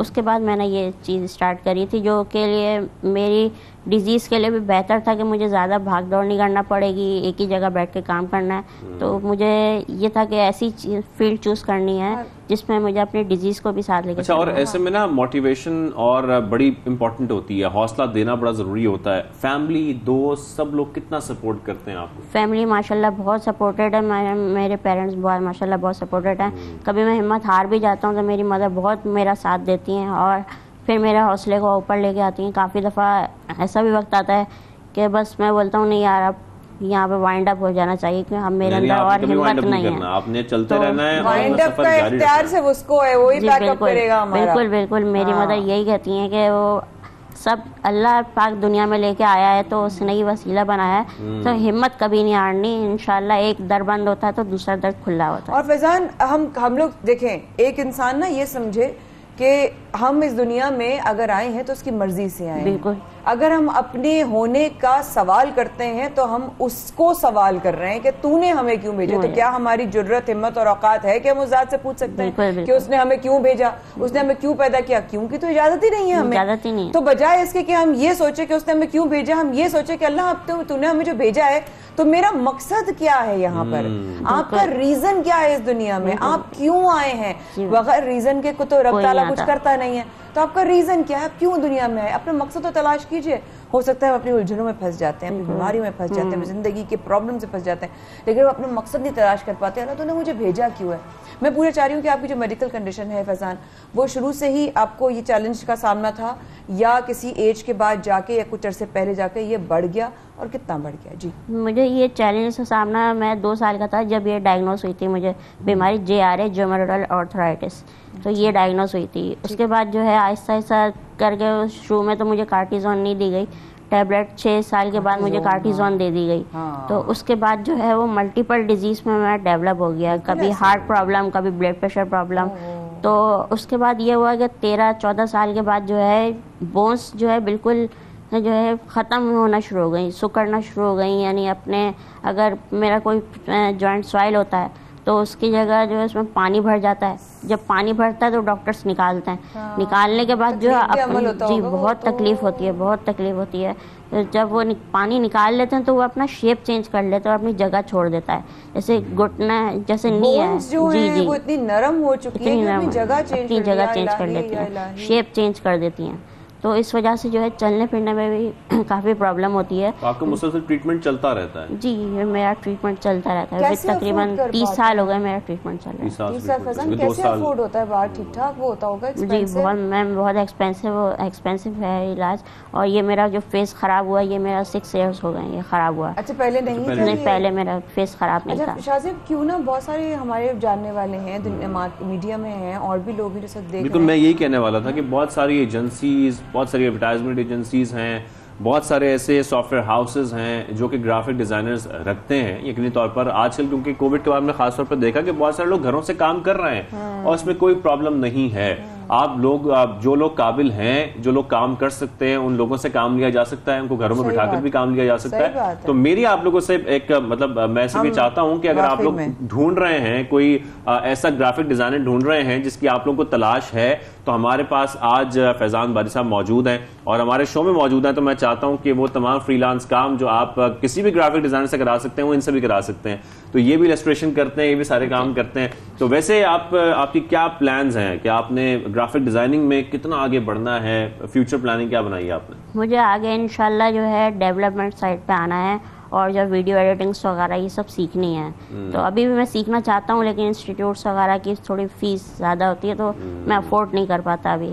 आपकी उम्र क्या है, अगर पूछ सकती हूँ? मेरी उम्र है 32 साल है। 32 साल है। ठीक है, अगर आपकी उम्र 32 साल है तो मैं आपसे एक सवाल ये करना चाहती हूँ कि जब आपने इतने अरसे काम किया, आपने कहा मैंने 2013 से 2017 तक जॉब भी की, लोगों का घर में आपने कहा वालदा का बहुत सपोर्ट सिस्टम है। ऑब्वियसली हम तो ऑब्वियसली मिलते भी रहते हैं आप लोगों से। शाज़ेब, आप लोगों को जैसे आप आए फौरन पहचान गए, आपकी मुलाकात रही होगी। लेकिन मैं जानना चाहती हूँ कि जो आपसे पहली दफ़ा मिलते हैं या जहाँ आप काम करते रहे, उन लोगों का आपके साथ रवैया कैसा रहा? सबसे बड़ा चैलेंज इस बीमारी की वजह से आपको क्या रहा? सबसे बड़ा चैलेंज जो है मेरा ये होता है कि कुछ कंपनीज़ में जब मैं जाता हूँ इंटरव्यूज़ के लिए या किसी पहली बार मिलता हूँ तो वो शख्स तो जिसने बुलाया होता है वो तो सब जानता है, तो मिल रहा होता है, लेकिन उसके बैक साइड पे जितने भी लोग होते हैं वो सब होटिंग्स करते हैं। कोई कुछ कह रहा होता है, कोई कुछ कह रहा होता है। ये ज़ाहिर है वो जैसे कि खुले बोलेगा छोटा है, छोटी दुनिया, ये सारे अल्फाज जो है ऐसे यूज हो रहे होते हैं। आपकी परेशानियों का, आपकी मुश्किलात का, आपके उस मुश्किल कठिन रास्ते का नहीं पता जिससे आप गुजर के यहाँ पहुंचे। बिल्कुल। लेकिन फैजान, कब से इस तरह के जुमले, शुरू से इस तरह के जुमले कहा जाता है? जी, शुरू से ही। अच्छा, अब मैं आपसे सवाल करना चाहूंगी इजाजत के साथ। जी बिल्कुल। अब शुरू से लोग इस तरह बोलते हैं कि अब तक दिल मजबूत नहीं हुआ सुन सुन के? मैंने बहुत दफ़ा, मैंने जैसे पहले कहा, मैं हिम्मत हारा था, तो एक दफ़ा मैंने अपना फैसला किया था कि एक दफ़ा ज़िंदगी में ना खूब रो लो, अल्लाह पाक से बेहद शिकायतें कर लो, सब कर लो, एक दफ़ा खूब रो लो। उसके बाद जब नई सुबह होगी ना तो आप इंसान जो है ना खुद अपने आप को अपने मजबूत कर रहा है, बोलता है छोड़ो यार दुनिया को, अपना काम करो, बस दुनिया को बोलना ही बोलना है। ये हुई ना बात। अगर आप कोई कहता है तो क्या करते हैं आप? एक कान से सुनो, दूसरे कान से शाबाश, ये हुई ना बात, ये हुई ना बात, क्योंकि दुनिया तो कहती रहेगी। आपने कब अपने कान, जो दूसरा कहते हैं ना, अक्सर बड़े कहते हैं ये क्यों, दूसरा क्यों है, वो इसीलिए निकालने के लिए फिल्टर कर दो। अल्लाह पाक ने हर इंसान के अंदर एक सलाहियत भी दी है और एक खामी भी दी है। आप उस खामी को छोड़ के अपनी सलाहियत को आगे बढ़ाओ, उसको इनहैंस करें। अच्छा फैजान, हमारे प्रोग्राम के जरिए आज आप कोई पैगाम देना चाहते हैं, कुछ कहना चाहते हैं तो प्लीज कहिए। बस मैं यही पैगाम देना चाहता हूँ कि जैसे गवर्नमेंट वगैरह हमें, हमारे जैसे लोगों को सपोर्ट करे, क्योंकि हमारे जैसे लोगों को सपोर्ट नहीं किया जाता। कंपनी में हज़ारों सीवियाँ पड़ी होती हैं, उनको जो है यानी पर्ची होती है, पर्ची लग गई तो उनका भी काम हो जाता है, हमारे तो सीवी उठा के देखी भी नहीं जाती है, तो फिर हम कहाँ जाएंगे? तो हमारे जैसे लोगों को सपोर्ट किया जाए, बस मेरी ये अप्रोच। आप हैं फेसबुक और इंस्टा पे हैं? जी। परफेक्ट, किस नाम से हैं बता दीजिए ताकि फैजान बारी के नाम से मैं। फैजान बारी को आप लोग ज्वाइन करें, इनकी प्रोफाइल देखें और उम्मीद करता हूँ मैं कि बहुत सारी एजेंसी इनको फैजान बारी की प्रोफाइल भी चाहिए होगी और इनका काम जरूरत होगी। Thank you very much Faizan बारी, आपने ज्वाइन किया सबसे पहले पाकिस्तान में, थैंक यू सो मच। और उम्मीद करते हैं कि आप अपना ऐसा ही सफर जारी रखेंगे, कभी भी हिम्मत नहीं हारेंगे, ऐसे ही मोटिवेटेड रहेंगे। Thank you very much. Program में आगे बढ़ते हैं और खैर ये हमारी थे ये जिनसे मुलाकात होने वाली है, देखो फैजान से भी मुलाकात हुई, लेकिन जिनसे हम मुलाकात कर रहे हैं किसी काफी दिनों से गायब चल रहे थे और मुझे इतने याद आ रहे थे जब आए, जब वो आते हैं कहते हैं ना आप आए बहार आई, तो मैं कहती हूँ आप आए तो बारिश भी आई। जब जवाद भाई का नाम सुनते तो हमें जहन में कोई बारिश वारिश आती है, हमें लगता है कि जवाद भाई आ रहे हैं, इसका मतलब बारिश भी होने वाली है। जवाद भाई कैसे हैं आप? खैरियत से हमारे साथ मौजूद हैं, कैसे हैं आप?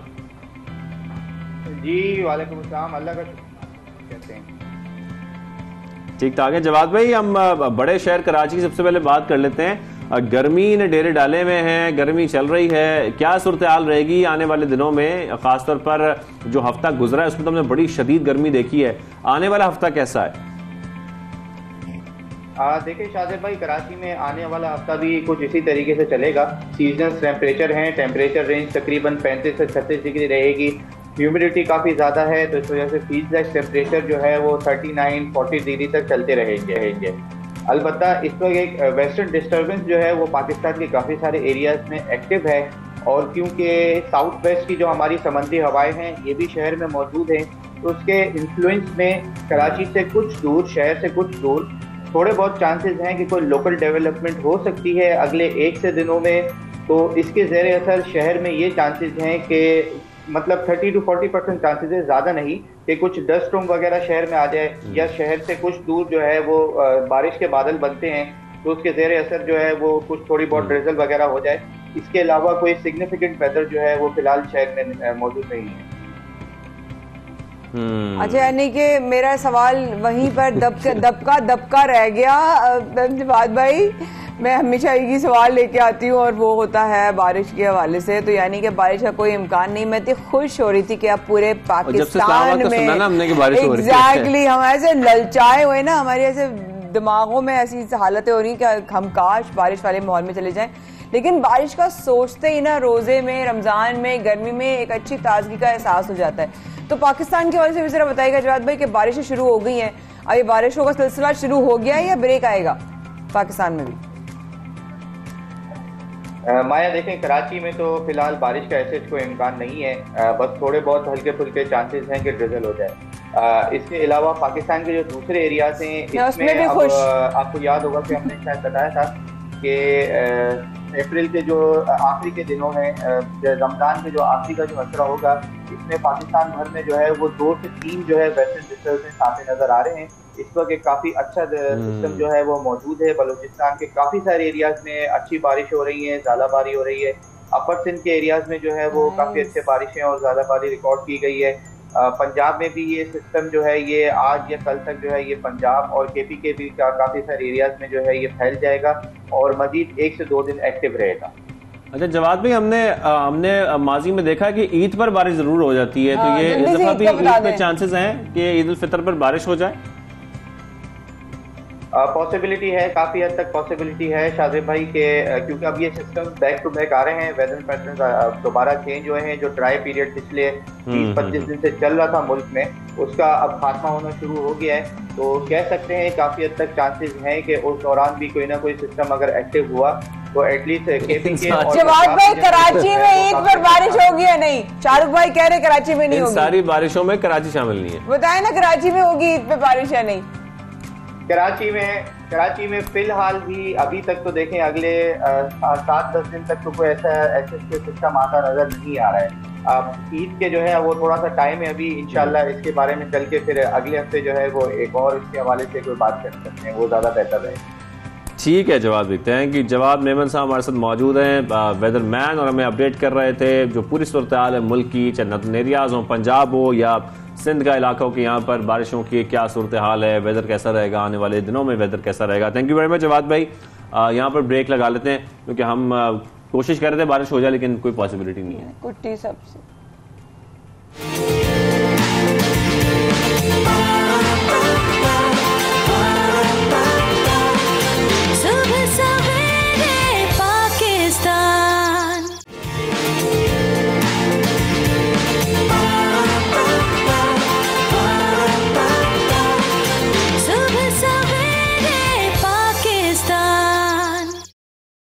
सबसे पाकिस्तान में अब आपकी मुलाकात, हम बल्कि रोज़ ही आपकी किसी न किसी एक ऐसे इदारे से काम ज़रूर आपकी मुलाकात करवा रहे हैं जो ऐसे काम कर रहे हैं जिसमें खिदमत खल्क है, इंसानियत का दर्द रखने वाले इदारे हैं, ऐसी फाउंडेशंस हैं जिनका मकसद सिर्फ और सिर्फ इंसानियत की खिदमत करना है। अब उस काम में, उनके उस अज़्म में लोग उनके साथ मिलते जाते हैं, लेकिन साथ साथ हर इदारे की कोई ना कोई बुनियाद होती है, उस बुनियाद की कोई ना कोई वजूहात होती हैं, और इस तरीके से आज हमारे साथ और खिदमत फाउंडेशन के जरिए आप लोग भी सहारा बन सकते हैं बहुत सारे गरीब लोगों का, जो मुश्किल वक्त से गुजर रहे हैं, उनकी मुश्किलात दूर की जा सकती हैं, और आप लोग कोशिश जितनी कर सकते हैं वो की जा सकती हैं। तो आज हम खासतौर पर रमज़ान मुबारक में जैसा कि ज़कात, अतियात और फितरा खिदमत के हवाले से जिक्र करते रहते हैं रोज़ाना के प्रोग्राम में, तो आज ये हम प्रोग्राम करने जा रहे हैं, जो सेगमेंट करने जा रहे हैं वो अल खिदमत फाउंडेशन के हवाले से आपको बताएंगे भी। तो हमें ज्वाइन किया है नायब सदर अल खिदमत फाउंडेशन सिंध इंजीनियर उमर फारूक साहब ने। उमर फारूक साहब अस्सलाम वालेकुम, कैसे हैं आप? खैरियत से हैं? ठीक ठाक है। सर सबसे पहले तो बताइएगा कि अल खिदमत फाउंडेशन क्या किरदार अदा कर रही है खासतौर पर यतीम बच्चों के दिन के हवाले से, आलमी तौर पर जो दिन मनाया जा रहा है इस हवाले से भी बताइएगा, और ओवरऑल क्या काम किया जा रहा है अल खिदमत की जानिब से। बिस्मिल्लाहिर्रहमानिर्रहीम। पहले तो आपका बहुत शुक्रिया कि आपने मौका दिया हमें अल खिदमत के हवाले से यहाँ पर बात करने का। हम जो एक बड़ा काम कर रहे हैं अल खिदमत फाउंडेशन, वो मुख्तलिफ सेक्टर्स के अंदर हम काम कर रहे हैं, लेकिन रमज़ान का महीना है तो उसके अंदर हम ख़ास तौर पे कफ़ालत यतामा के हवाले से, यतीम बच्चों की कफ़ालत के हवाले से पूरा महीना गुजारते हैं। 15 रमज़ान को पूरे दुनिया के अंदर यतीम बच्चों का आलमी दिन भी मनाया जाता है, और उसका भी इनिशिएटिव अल खिदमत फाउंडेशन ने लिया था, उसके फिर OIC ने उसको अप्रूव किया और पूरे पाकिस्तान में मनाया जाता है। तो अल खिदमत फाउंडेशन ने यतीम बच्चों के हवाले से पूरे पाकिस्तान में ये कोशिश की कि हम ये ऐसा कल्चर डेवलप करें कि जिसके नतीजे के अंदर जो पूरे पाकिस्तान में 45 लाख बच्चे यतीम हैं और वो स्कूल जाना उनके लिए मुश्किल है, तालीम हासिल करना मुश्किल है, उनकी मदद की जाए, उनकी तालीम के लिए सहारा बना जाए। और इसके लिए हमने कोशिश की कि 2 तरह के प्रोग्राम जो है बनाए जाएँ। तो एक तो वो बच्चे हैं कि जो यतीम हैं, जिनके वालिद मौजूद नहीं हैं, लेकिन अपनी वालदा के साथ, अपने मामों के साथ, अपनी खाला के साथ, चचा के साथ वो अपने घर पे रहते हैं, लेकिन उनके भी हालात ऐसे हैं कि वो उसको अफोर्ड नहीं कर सकते हैं। तो हमने ये कोशिश की कि वो अपने घर के अंदर रहें, अपनी माँ के साथ या अपने मामू खाला के साथ रहें, और हम उनके घर के अंदर उनकी फैमिली को सपोर्ट कर दें, जिसके नतीजे में वो अपनी तालीम को मुकम्मल कर सकें। ये तकरीबन जो 45 लाख बच्चे हैं, अगर इनको हम तवज्जो नहीं देंगे, इनका हम सहारा नहीं बनेंगे, तो ये माशरे का ऐसा जुज़ बन जाएंगे कि जो हमारे लिए बोझ बन जाएगा। तो इनको करामत बनाने के लिए ये हम सब की जिम्मेदारी है। अल्लाह के नबी करीम सल्लल्लाहु अलैहि वसल्लम ने यतीम बच्चों के हवाले से कहा कि यतीम बच्चे का मैं कफ़ील हूँ।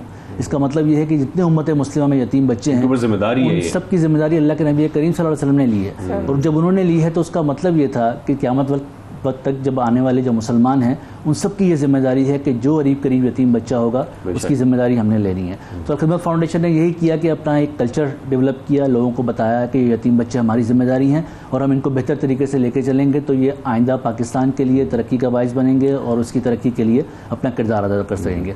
दूसरा जो हमारा शोबा है वो आगोश का है, जिसके अंदर हम यतीम बच्चों को लेकर आते हैं और वहाँ पर आगोश सेंटर के अंदर उनको रखते हैं और वहाँ पर उनकी मील्स का, उनकी तालीम का, उनकी रहाइश का इंतजाम करते हैं। मैं पूछा था कि 20 के करीब आगोश होम्स इस वक्त चला रहा है शायद अल-खिदमत फाउंडेशन, तो ये इदारा कब से काम कर रहा है इस हवाले से और इसका खास तौर पर क्या मकसद है आगोश होम्स का? देखिए, यतीम बच्चों का काम पहले भी हम किया करते थे, लेकिन 2012 के अंदर हमने इसको बाकायदा बनाया और यतीम बच्चों का लोगों तक हम ये बात लेकर गए। अल्लाह के नबी करीम सल्लल्लाहु अलैहि वसल्लम ने फरमाया कि जिस फ़र्द ने एक यतीम बच्चे की कफ़ालत की वो आखिरत वाले दिन जन्नत में मेरे साथ इस तरह होगा, इस तरह ये 2 उंगलियाँ एक साथ। इसका मतलब ये है कि जो एक यतीम बच्चे की कफ़ालत करेगा उसको जन्नत भी मिलेगी और अल्लाह के नबी करीम सल्लल्लाहु अलैहि वसल्लम की रफ़ाकत भी मिलेगी। और रफ़ाकत का मतलब ये है कि जन्नत का जो सबसे बेहतरीन हिस्सा होगा वो उसके हिस्से के अंदर आएगा जो यतीम बच्चे की कफ़ालत करेगा। अल्लाह के नबी करीम सल्लल्लाहु अलैहि वसल्लम ने फरमाया कि मेरी उम्मत का सबसे बदतरीन घर वो है कि जहाँ पर यतीम बच्चे के लिए कुछ नहीं है। इसलिए हमारे हर घर के अंदर किसी यतीम बच्चे की कफ़ालत के हवाले से उसके लिए कुछ ना कुछ होना चाहिए। अल-खिदमत ने भी यही लोगों को बताया कि एक घराना एक यतीम बच्चे की कफ़ालत कर ले। हम अपने भी 3 बच्चों की, 4 बच्चों की, 5 बच्चों की कफ़ालत करते हैं, उनको पालते हैं, उनको भी अल्लाह ही पाल रहा होता है। लेकिन अगर हम एक यतीम बच्चे की उनके साथ कफ़ालत कर लेंगे तो उसके नतीजे में हमें जन्नत भी मिलेगी और नबी करीम सल्लल्लाहु अलैहि वसल्लम की रफ़ाकत भी मिलेगी। जो आगोश है उसका हमने ये मोटिव रखा कि आगोश का आपको शायद इल्म हो कि अल्लाह के नबी करीम सल्लल्लाहु अलैहि वसल्लम भी यतीम थे और उनकी कफ़ालत अल्लाह ताला ने की। और अल्लाह ताला कुरान में जिक्र करता है कि ए नबी, हमने तुमको उस वक्त भी अकेला नहीं छोड़ा जब तुम यतीम थे। और उसकी 3 चीज़ें बताई सूरह ज़ुहा के अंदर। एक तो अकेला नहीं छोड़ा, उनको संभाला। दूसरा ये कि उनकी जी हाँ, और दूसरा उनको बताया कि उनका ठिकाना फराहम किया, रहने की जगह उनको दी। तीसरा उनको बताया कि तुम्हें सीधा रास्ता दिखाया, यानी तालीम दी। तो हम भी यही चीज़ कि उनका ख्याल रखें, लेकिन उनको अकेला ना छोड़ें यतीम बच्चों को, उनको ठिकाना फराहम करें और तीसरी चीज़ की उनकी तालीम का इंतज़ाम करें, उनको सीधा रास्ता दिखाएं। तो आगोश में हम ये तीनों चीज़ें वहाँ पे प्रोवाइड कर रहे हैं। अमूमन हमारे माशरे के अंदर समझा जाता है कि जो यतीम खाना होता है या यतीम बच्चे रहते हैं उसका बहुत बुरा हाल होता है, और होता भी है ऐसा कि बुरा हाल ना हो। हमारे जो 20 आगोश चल रहे हैं पूरे पाकिस्तान के अंदर, सिंध में हमारे कराची के अंदर कोहसार में एक है, गुलशन मेमार के अंदर, दूसरा हाला के अंदर दूसरा है, और तीसरा राशिदाबाद टंडोलयार के अंदर हम इंशाल्लाह 2 महीने में उसको स्टार्ट करने के लिए जा रहे हैं। आप किसी भी पूरे पाकिस्तान में, मरी में है, कोहाट में है, पेशावर में है, लाहौर में है, शेखुपुरा में, आप किसी भी आगोश में चले जाएंगे तो इस वक्त पाकिस्तान के जो सबसे बेहतरीन बोर्डिंग स्कूल के अंदर फैसिलिटीज़ होती हैं वो हम वहाँ पे यतीम बच्चों को दे रहे हैं। अच्छा, मैं आपसे उमर साहब, माशाल्लाह आप सब कुछ खुद ही बता रहे हैं तो हमारे सवाल साथ साथ कवर भी होते जा रहे हैं, लेकिन आपकी बात से एक सवाल मेरे जहन में आ रहा था और वो ये कि जिस तरह आपका एक तो सबसे पहले तो आगोश होम्स जो नाम है ना, मुझे ये बड़ा पसंद आया क्योंकि पहले भी आपके रिप्रेजेंटेटिव आए थे और हम लोगों ने ये अप्रिशिएट किया था। आगोश होम्स बहुत अच्छा उसका कॉन्सेप्ट है, लेकिन एज ग्रुप्स किस तरह के ज़्यादा हैं आपकी तरफ? छोटे बच्चे ज़्यादा हैं, बड़े बच्चे ज़्यादा हैं, लड़कपन की एज में हैं, बचपन की एज में? मैं चाहती हूँ ज़रा वो भी क्लैरिटी होती है जाए साथ साथ। देखिए, जो एक फैमिली सपोर्ट का प्रोग्राम है ना, उसमें तो हम मैट्रिक तक के बच्चों को सपोर्ट करते हैं, क्योंकि अपने घरों पे रहते हैं तो वो अपने घरों के अंदर रहें, और हम उसके अंदर ट्रांसपेरेंसी भी इस तरह रखते हैं कि एक बच्चे का खर्चा तकरीबन कोई 4,500 रुपये महीने का और 54,000 रुपये साल का आता है, और वो हम उसकी माँ के अकाउंट में ट्रांसफर करते हैं, उसको कोई देने नहीं जाता है, वो अपने ATM से निकालती है और पूरी खुददारी के साथ खुद ही उसको इस्तेमाल करती है। और वो बुनियादी तौर पर तालीम के लिए है, उसकी स्कूल की फीस है और उसके यूनिफॉर्म है और उसकी किताबों के लिए हम वो उसको प्रोवाइड करते हैं। दूसरा, उसके लिए तो कोई एज लिमिट नहीं है, सिर्फ यही लिमिट है कि मैट्रिक तक हम उसको सपोर्ट करेंगे, उसके बाद फिर उसकी मर्जी आगे पढ़े या ना पढ़े, ठीक है, बेसिक तो बेसिक उसकी हो गई। अच्छा, आगोश जो है उसके अंदर बच्चों को लाके रखा जाता है, वो एक सबसे मुश्किल काम है कि वहाँ पे आप किस तरीके से मैनेज करेंगे। इसलिए हमने वहाँ पे कोशिश की है कि हम 6 से 11 साल की उम्र के बच्चों को वहाँ पर लेकर आएंगे। उससे बड़ा ज्यादा हो, ठीक है ना, छोटा ज्यादा हो, लेकिन जो आप बता रहे हैं बिल्कुल, जो घर पे कफालत की जा रही है उनको पैसे दिए जाते हैं कि वो पढ़ाई मुकम्मल करें, इसको बात को मेक श्योर भी किया जाता है कि उनकी पढ़ाई हो रही है, सब चीज़ें वैसी हो रही है जैसे कि खिदमत ने प्लान किया? जी जी। अच्छा, इसमें हमने कोशिश की कि अमूमन हम करते हैं और लोग पैसे देते हैं और पैसे चले जाते हैं और लोगों को पता भी नहीं लगता है कि यार कहाँ चले गए, किस तरह हो गया। हमने कोशिश की है कि हर 100 बच्चों के ऊपर हमारा एक FSO होता है जो उसकी सब चीज़ों को मामलात को देखता है, उनकी स्कूल के मामलात को देखता है। जो डोनर हमें किसी बच्चे को जो है वो अपने साथ लेता है, उसकी कफालत करता है, हम 3 महीने के बाद 6 महीने के बाद उससे उसकी स्कूल की रिपोर्ट शेयर करते हैं। यानी अगर मैंने किसी बच्चे को किसी कफालत अपने जिम्मे ली है तो मुझे मालूम है कि कौन से शहर के कौन से स्कूल के कौन सा बच्चा है जिसकी मैं कफालत कर रहा हूँ, और अल-खिदमत फाउंडेशन ये कोशिश करती है कि हर 6 महीने बाद उसकी स्कूल रिपोर्ट भी उससे ये मेरा मतलब कि जो कफालत नहीं उनको ये पता हो कि हम जिसकी कफालत कर रहे हैं वाकई उनकी पढ़ाई मुकम्मल हो। मैं जरा एक क्लैरिटी कराना चाह रही हूँ कि जो पढ़ाने वाले बच्चे जिनका आप अभी जिक्र कर रहे हैं, क्या वो भी यतीम है या उसके लिए कोई क्राइटेरिया नहीं है कि वो गरीब भी हो सकते हैं, मुस्तहिक भी हो सकते हैं, जो पढ़ने वाले हैं जो अपने अपने घरों में, लेकिन उनकी आप एजुकेशन देख रहे हैं? जी जी, हमारे जो 45 लाख बच्चे हैं उनमें बहुत सारे यतीम ऐसे हैं कि जिनका कोई पुरसाने हाल नहीं था और बड़े मुश्किल के अंदर थे। जी, सिर्फ यतीम है। कफालत यतीम में तो सिर्फ यतीम है। उसके अलावा हमारे तालीम के अलग प्रोजेक्ट्स भी काफ़ी मौजूद हैं, स्कूल्स हैं, कॉलेजेस हैं। फिर थरपारकर के अंदर बहुत बड़ा काम है हमारा जो चौनरा स्कूल के नाम से, वो बिल्कुल फ्री है, वहाँ पे लोग तालीम हासिल करें। वहाँ पे हॉस्टल भी है हमारा, वहाँ पे तालीम हासिल करें। फिर हेल्थ के अंदर बहुत सारे काम हैं, लेकिन यतीम बच्चों के हवाले से जो हमने कोशिश की है उसमें 2 ही प्रोजेक्ट हैं जिसके अंदर हम ये चलाते हैं कि एक आपका घरों के अंदर फैमिली सपोर्ट का प्रोग्राम है और दूसरा आपका आगोश के अंदर जो हम प्रोग्राम चला रहे हैं उसमें है। तो हमने ये कोशिश की है कि पूरे पाकिस्तान के जो यतीम बच्चे हैं उनके पीछे कोई ना कोई खड़ा हो। हमारे माशरे के अंदर वैसे उन लोगों का ही बुरा हाल है जिनके वालिदैन मौजूद हैं, जो हालात चल रहे हैं तालीम के और सेहत के, लेकिन यतीम बच्चे तो वो हैं कि जिनका कोई पुरसाने हाल नहीं, जो कोई पूछने वाला नहीं है। इसलिए हमने एक कल्चर बनाना है कि हमारी पूरी पाकिस्तानी कौम मिल के अपने यतीम बच्चों के साथ खड़ी हो जाए। और यतीम बच्चे आपको हैरान भी बहुत करते हैं, मतलब हमें लगता है कि शायद ये बिल्कुल ऐसे ही बस होंगे, लेकिन वो जिस तरह बहुत टैलेंटेड होते हैं, एक्स्ट्रा ऑर्डिनरी रिस्पॉन्सिबल होते हैं और आपको ऐसी चीज़ों पर हैरान कर देते हैं कि आपको फील ही नहीं होता है कि यार ये बच्चे भी इस तरह की चीज़ें कर सकते हैं। यानी हमारे उमूमन माशरे के अंदर हम भी बच्चों को देखते हैं, रिश्तेदारों में, बाकी जगहों पर, लेकिन वो जितने टैलेंटेड हैं और अपनी जिम्मेदारी के साथ जो अपनी चीज़ें पूरी कर रहे हैं वो हैरानकुन है कि किस तरीके से। जैसे कि अभी आप थरपारकर का जिक्र भी कर रहे थे, तो वहाँ पे कौन से प्रोजेक्ट इस वक्त जारी हैं? साथ में आप लोगों के रजाकार अल-खिदमत फाउंडेशन के माशाल्लाह हर जगह नजर आते हैं, जैसे कितने प्रोजेक्ट्स पर एट अ टाइम काम हो रहा है इस वक्त? देखिए, मैं प्रोजेक्ट्स अगर बताऊंगा तो बहुत ज़्यादा हो जाएंगे। जैसे 48 के करीब तो हमारे हॉस्पिटल ही हैं पूरे पाकिस्तान में चल रहे हैं। फिर एम्बुलेंस का पूरा एक शोबा है। लेकिन थरपारकर के हवाले से हम बात कर लेते हैं। थरपारकर पूरे पाकिस्तान के अंदर एक मुश्किल जगह है जहाँ पे जाना भी एक मुश्किल है और वहाँ पे जो लोग ज़िंदगी गुजार रहे हैं वो बड़ी मुश्किल के अंदर गुजार रहे हैं और पूरी दुनिया का फोकस भी उसके ऊपर मौजूद है। अल-खिदमत फाउंडेशन ने वहाँ पर पहले एक पानी का बहुत बड़ा मसला था। आज से कोई 15-20 साल पहले नेमतुल्लाह खान साहब ने उसको शुरू किया और यहाँ कराची से जाया करते थे और वहाँ पे कुएँ खुदवाया करते थे। अल्लाह का बहुत शुक्र है कि हम 1600 से ज़ायद कुएँ वहाँ पे खोद चुके हैं और अभी हमने एक सर्वे करवाया तो कोई गांव ऐसा नहीं है कि जहाँ पे पानी का कुआं मौजूद ना हो। अच्छा। पीने के पानी की अलग बात है कि उससे कितनी अच्छी चीज़ें हो सकती हैं, कितना साफ़ हो सकता है, बाकी चीज़ें हो सकती है, उसकी भी कोशिश कर रहे हैं। लेकिन पानी का दस्तियाब होना भी एक जो मसला था उसको हल करने के लिए अल-खिदमत ने तकरीबन 1600 से ज़ायद प्रोजेक्ट जो है वहाँ पर किए हैं और हर गाँव के अंदर जो है वो हमने पानी पहुँचाया है। इस तरीके से हमारा एक वहाँ प्रोजेक्ट है चौनरा स्कूल के नाम से।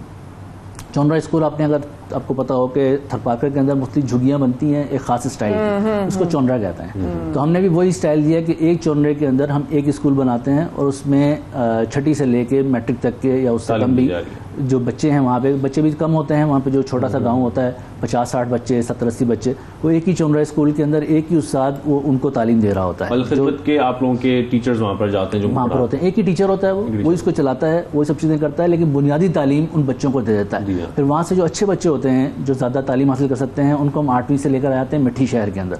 वहाँ पे हमारा हॉस्टल मौजूद है, स्कूल मौजूद है, वो वहाँ पे आके तालीम हासिल करते हैं। जो उसमें शाइनिंग होते हैं वो फिर कराची आ जाते हैं, कहीं और जहाँ भी उन्होंने तालीम हासिल करनी हो वहाँ भी करते हैं। अल-खिदमत फाउंडेशन ने इस बात की भी कोशिश की है कि जो प्रोफेशनल तालीमी इदारे हैं, जो बच्चा अच्छा हो, शाइनिंग हो और आगे पढ़ना चाहता हो, तो हम उसकी भी उसको स्कॉलरशिप देते हैं और तकरीबन 200 से ज़ायद बच्चे इस वक्त सिंध के तालीमी इदारों के अंदर जो प्रोफेशनल तालीमी इदारे हैं, इंजीनियर्स और डॉक्टर्स बन रहे हैं, उनको हम अल्फला स्कॉलरशिप के नाम पे स्कॉलरशिप। तो इन तमाम चीज़ों में आप लोग भी हिस्सा ले सकते हैं, आप लोग भी यतीम बच्चों की कफालत कर सकते हैं, बिल्कुल लेना चाहिए। तो हम क्यों ना उमर भाई से पूछ लेते हैं कि किस तरीके से लोग पूरी दुनिया से जो है वो अल-खिदमत का हिस्सा बन सकते हैं, बनना चाहते हैं।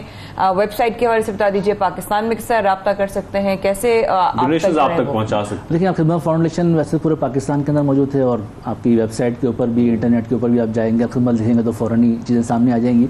लेकिन उसके अलावा हमारे हर शहर, हर यूसी के अंदर हमारे वॉलंटियर मौजूद हैं और ये पूरा काम वॉलंटियर्स की बुनियाद के ऊपर चल रहा है। कोई इसमें पेड लोग नहीं है, बल्कि पूरे पाकिस्तान के सदर से लेके यूसी के सदर तक भी जो लोग हमारे मौजूद हैं वो सारे के सारे अपने आप को वॉलंटियर करते हैं और हर शहर और हर गाँव के अंदर मौजूद हैं। तो आप रब्ता करना चाहें तो आप उनसे बहुत रब्ता करें। और उसके अलावा हम यकीन दिलाते हैं कि इसके अंदर जो भी लोग पैसा देते हैं उसकी रखवाली करना, उसको ठीक जगह तक पहुंचाना, ये हमारी रिस्पॉन्सिबिलिटी बन जाती है। इसलिए हमने कोशिश की है कि जो फर्द दे रहा है उस तक भी इसकी रिपोर्ट भेजी जाए, उसको बताया जाए कि आप कौन सी चीज़ कहाँ पर इस्तेमाल कर रहे हैं। और जितने लोग इसमें वॉलंटियर कर रहे हैं वो खुद भी इसके अंदर अपना शेयर डालते हैं। जब वो खुद शेयर डालते हैं तो उसके लिए और ज़्यादा चौकीदारी करना आसान हो जाता है। शेयर डालते हैं और वेबसाइट के थ्रू आप कह रहे हैं कि डोनेशन की जा सकती हैं। ये तमाम इस वक्त मौजूद हैं। खैर, हमारे साथ नायब सदर अल-खिदमत फाउंडेशन सिंध इंजीनियर उमर फारूक साहब मौजूद थे। थैंक यू सर, आपने हमें ज्वाइन किया। और इस तरीके से आप लोग भी रमज़ान के बाबरकत महीने में अपनी डोनेशंस अल-खिदमत फाउंडेशन तक पहुंचा सकते हैं। बिल्कुल बिल्कुल। जैसे शाहजेब ने, आपने ये सेगमेंट देखा, शाहजेब ने कहा कि रमज़ान का बाबरकत महीना जारी है। रमज़ान में ही बहुत अहम दिन आते हैं, जैसे कि अभी 14 रमज़ान हज़रत इमाम हुसैन रज़ी अल्लाह अन्हु की वलादत के हवाले से गुजरा और आज है यौम बदर। 313 मुसलमानों की तादाद और यौम बदर हम बहुत ही अक़ीदत, एहतराम और दुआओं और महफिलों और अफ्तारों का इंतज़ाम होता है, हमारे सिलसिलों में भी होता है। तो आज का दिन भी बहुत ख़ास है मुसलमानों के हवाले से। और ऐसे ही जैसे रमज़ान के दिन चल रहे हैं, हम रोज़ आपकी कोई ना कोई एक सना खां और नात खां से मुलाकात करवाते हैं। और आज की जो नात खां है वो हमारे लाहौर स्टूडियो से मौजूद है। हमें लाहौर से ज्वाइन कर रहे हैं, वो उनका तारुफ कराते हैं। नात खां हैं हाफिज अब्दुल वहीद साजिद साहब, जो हमें लाहौर से ज्वाइन कर चुके हैं। हाफिज साहब, आपका बहुत शुक्रिया, आपने हमें ज्वाइन किया है। उम्मीद है आप खैरियत से हैं, ठीक ठाक हैं। अस्सलाम वालेकुम। वालेकुम सलाम वरहमतुल्लाहि वबरकातुहू। जी अल्हम्दुलिल्लाह मैं खैरियत से हूँ। अच्छा, आज सबसे पहले हमें प्रोग्राम में आप इस सेगमेंट में क्या कलाम सुना रहे हैं, कौन सी नात सुना रहे हैं? जी, कलाम आला हज़रत सुना रहा हूँ, तस्बीन पीर सैयद नसीरुद्दीन नसीर रहमतुल्लाह अलैह। सुभान अल्लाह। बिस्मिल्लाह बिस्मिल्लाह। कोई दुनिया अता में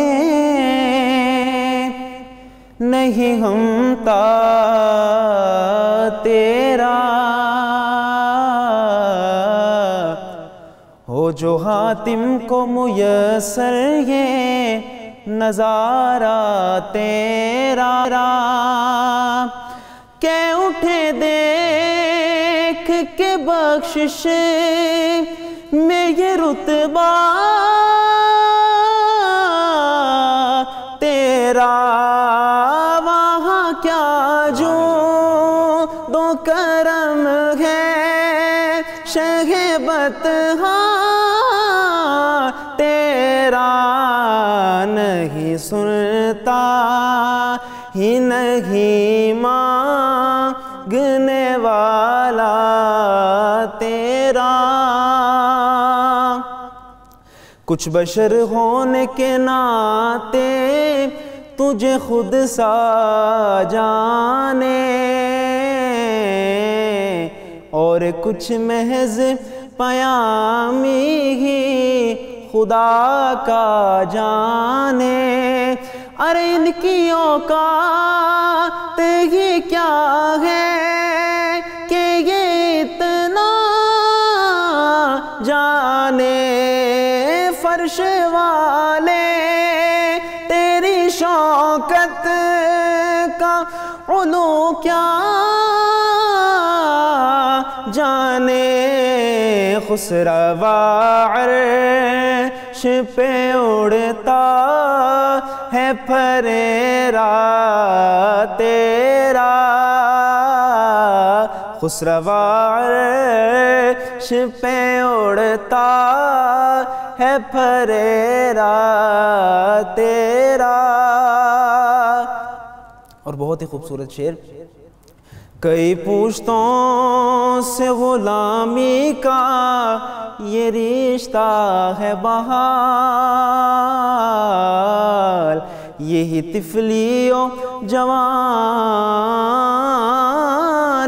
के बिताए महोसाल। अरे अब बुढ़ापे में खुदारा मुझे यूं दर से न टाला का, तेरे टुकड़ों पे पले गैर की ठोकर ना डाला का तेरे टुकड़ों पे पले गैर की ठोकर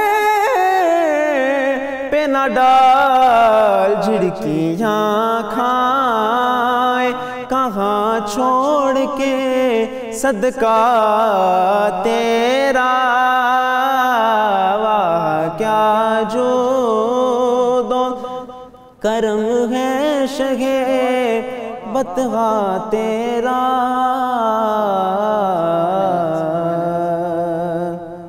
सुभान अल्लाह सुभान अल्लाह। आज का दिन जैसे कि हमने जिक्र किया यौम बदर के हवाले से, आज का दिन जो है वो मुसलमानों की तादाद फ़कत 313 थी और सामने कुरैश की ऑब्वियसली जो सामने थे वो हज़ारों की तादाद में थे। लेकिन जिस तरीके से रब ताला ने गैब से मुसलमानों की उस वक्त मदद फरमाई, मैं से ये कहती हूँ कि जंग बदर से हमें बहुत कुछ सीखना चाहिए। उसकी तमाम रिजल्ट से हम मुसलमानों को अपना सबक हासिल करना चाहिए कि मुसलमान अगर यकजा हो जाएं तो उनको कोई नहीं हरा सकता। आपकी आवाज़ में अब्दुल हमीद साहब, हम आपकी आवाज़ में एक और कलाम सुनने की दरख्वास्त करेंगे, अगर आप सुना सकें तो बिस्मिल्लाह।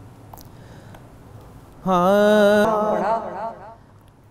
और ये कलाम अमजद भाई की याद दिलाता है कल अमजद भाई को 16 रमज़ान को गुजरा हुआ दिन था। उनको 6 बरस हो गए शहादत का जाम पिए हुए। अल्लाह पाक ने उनके दर्जात बुलंद फरमाए। रमज़ान में रोज़े में रब ताला ने उनको बड़े दर्जात से नवाजा। और शाहज़ेब मेरे ख्याल है आज के लिए बस इतना ही, प्रोग्राम का ख़त्म करते हैं। अपना रखिएगा बहुत ज़्यादा ख्याल। होगी आप लोगों से कल मुलाकात। अल्लाह हाफ़िज़।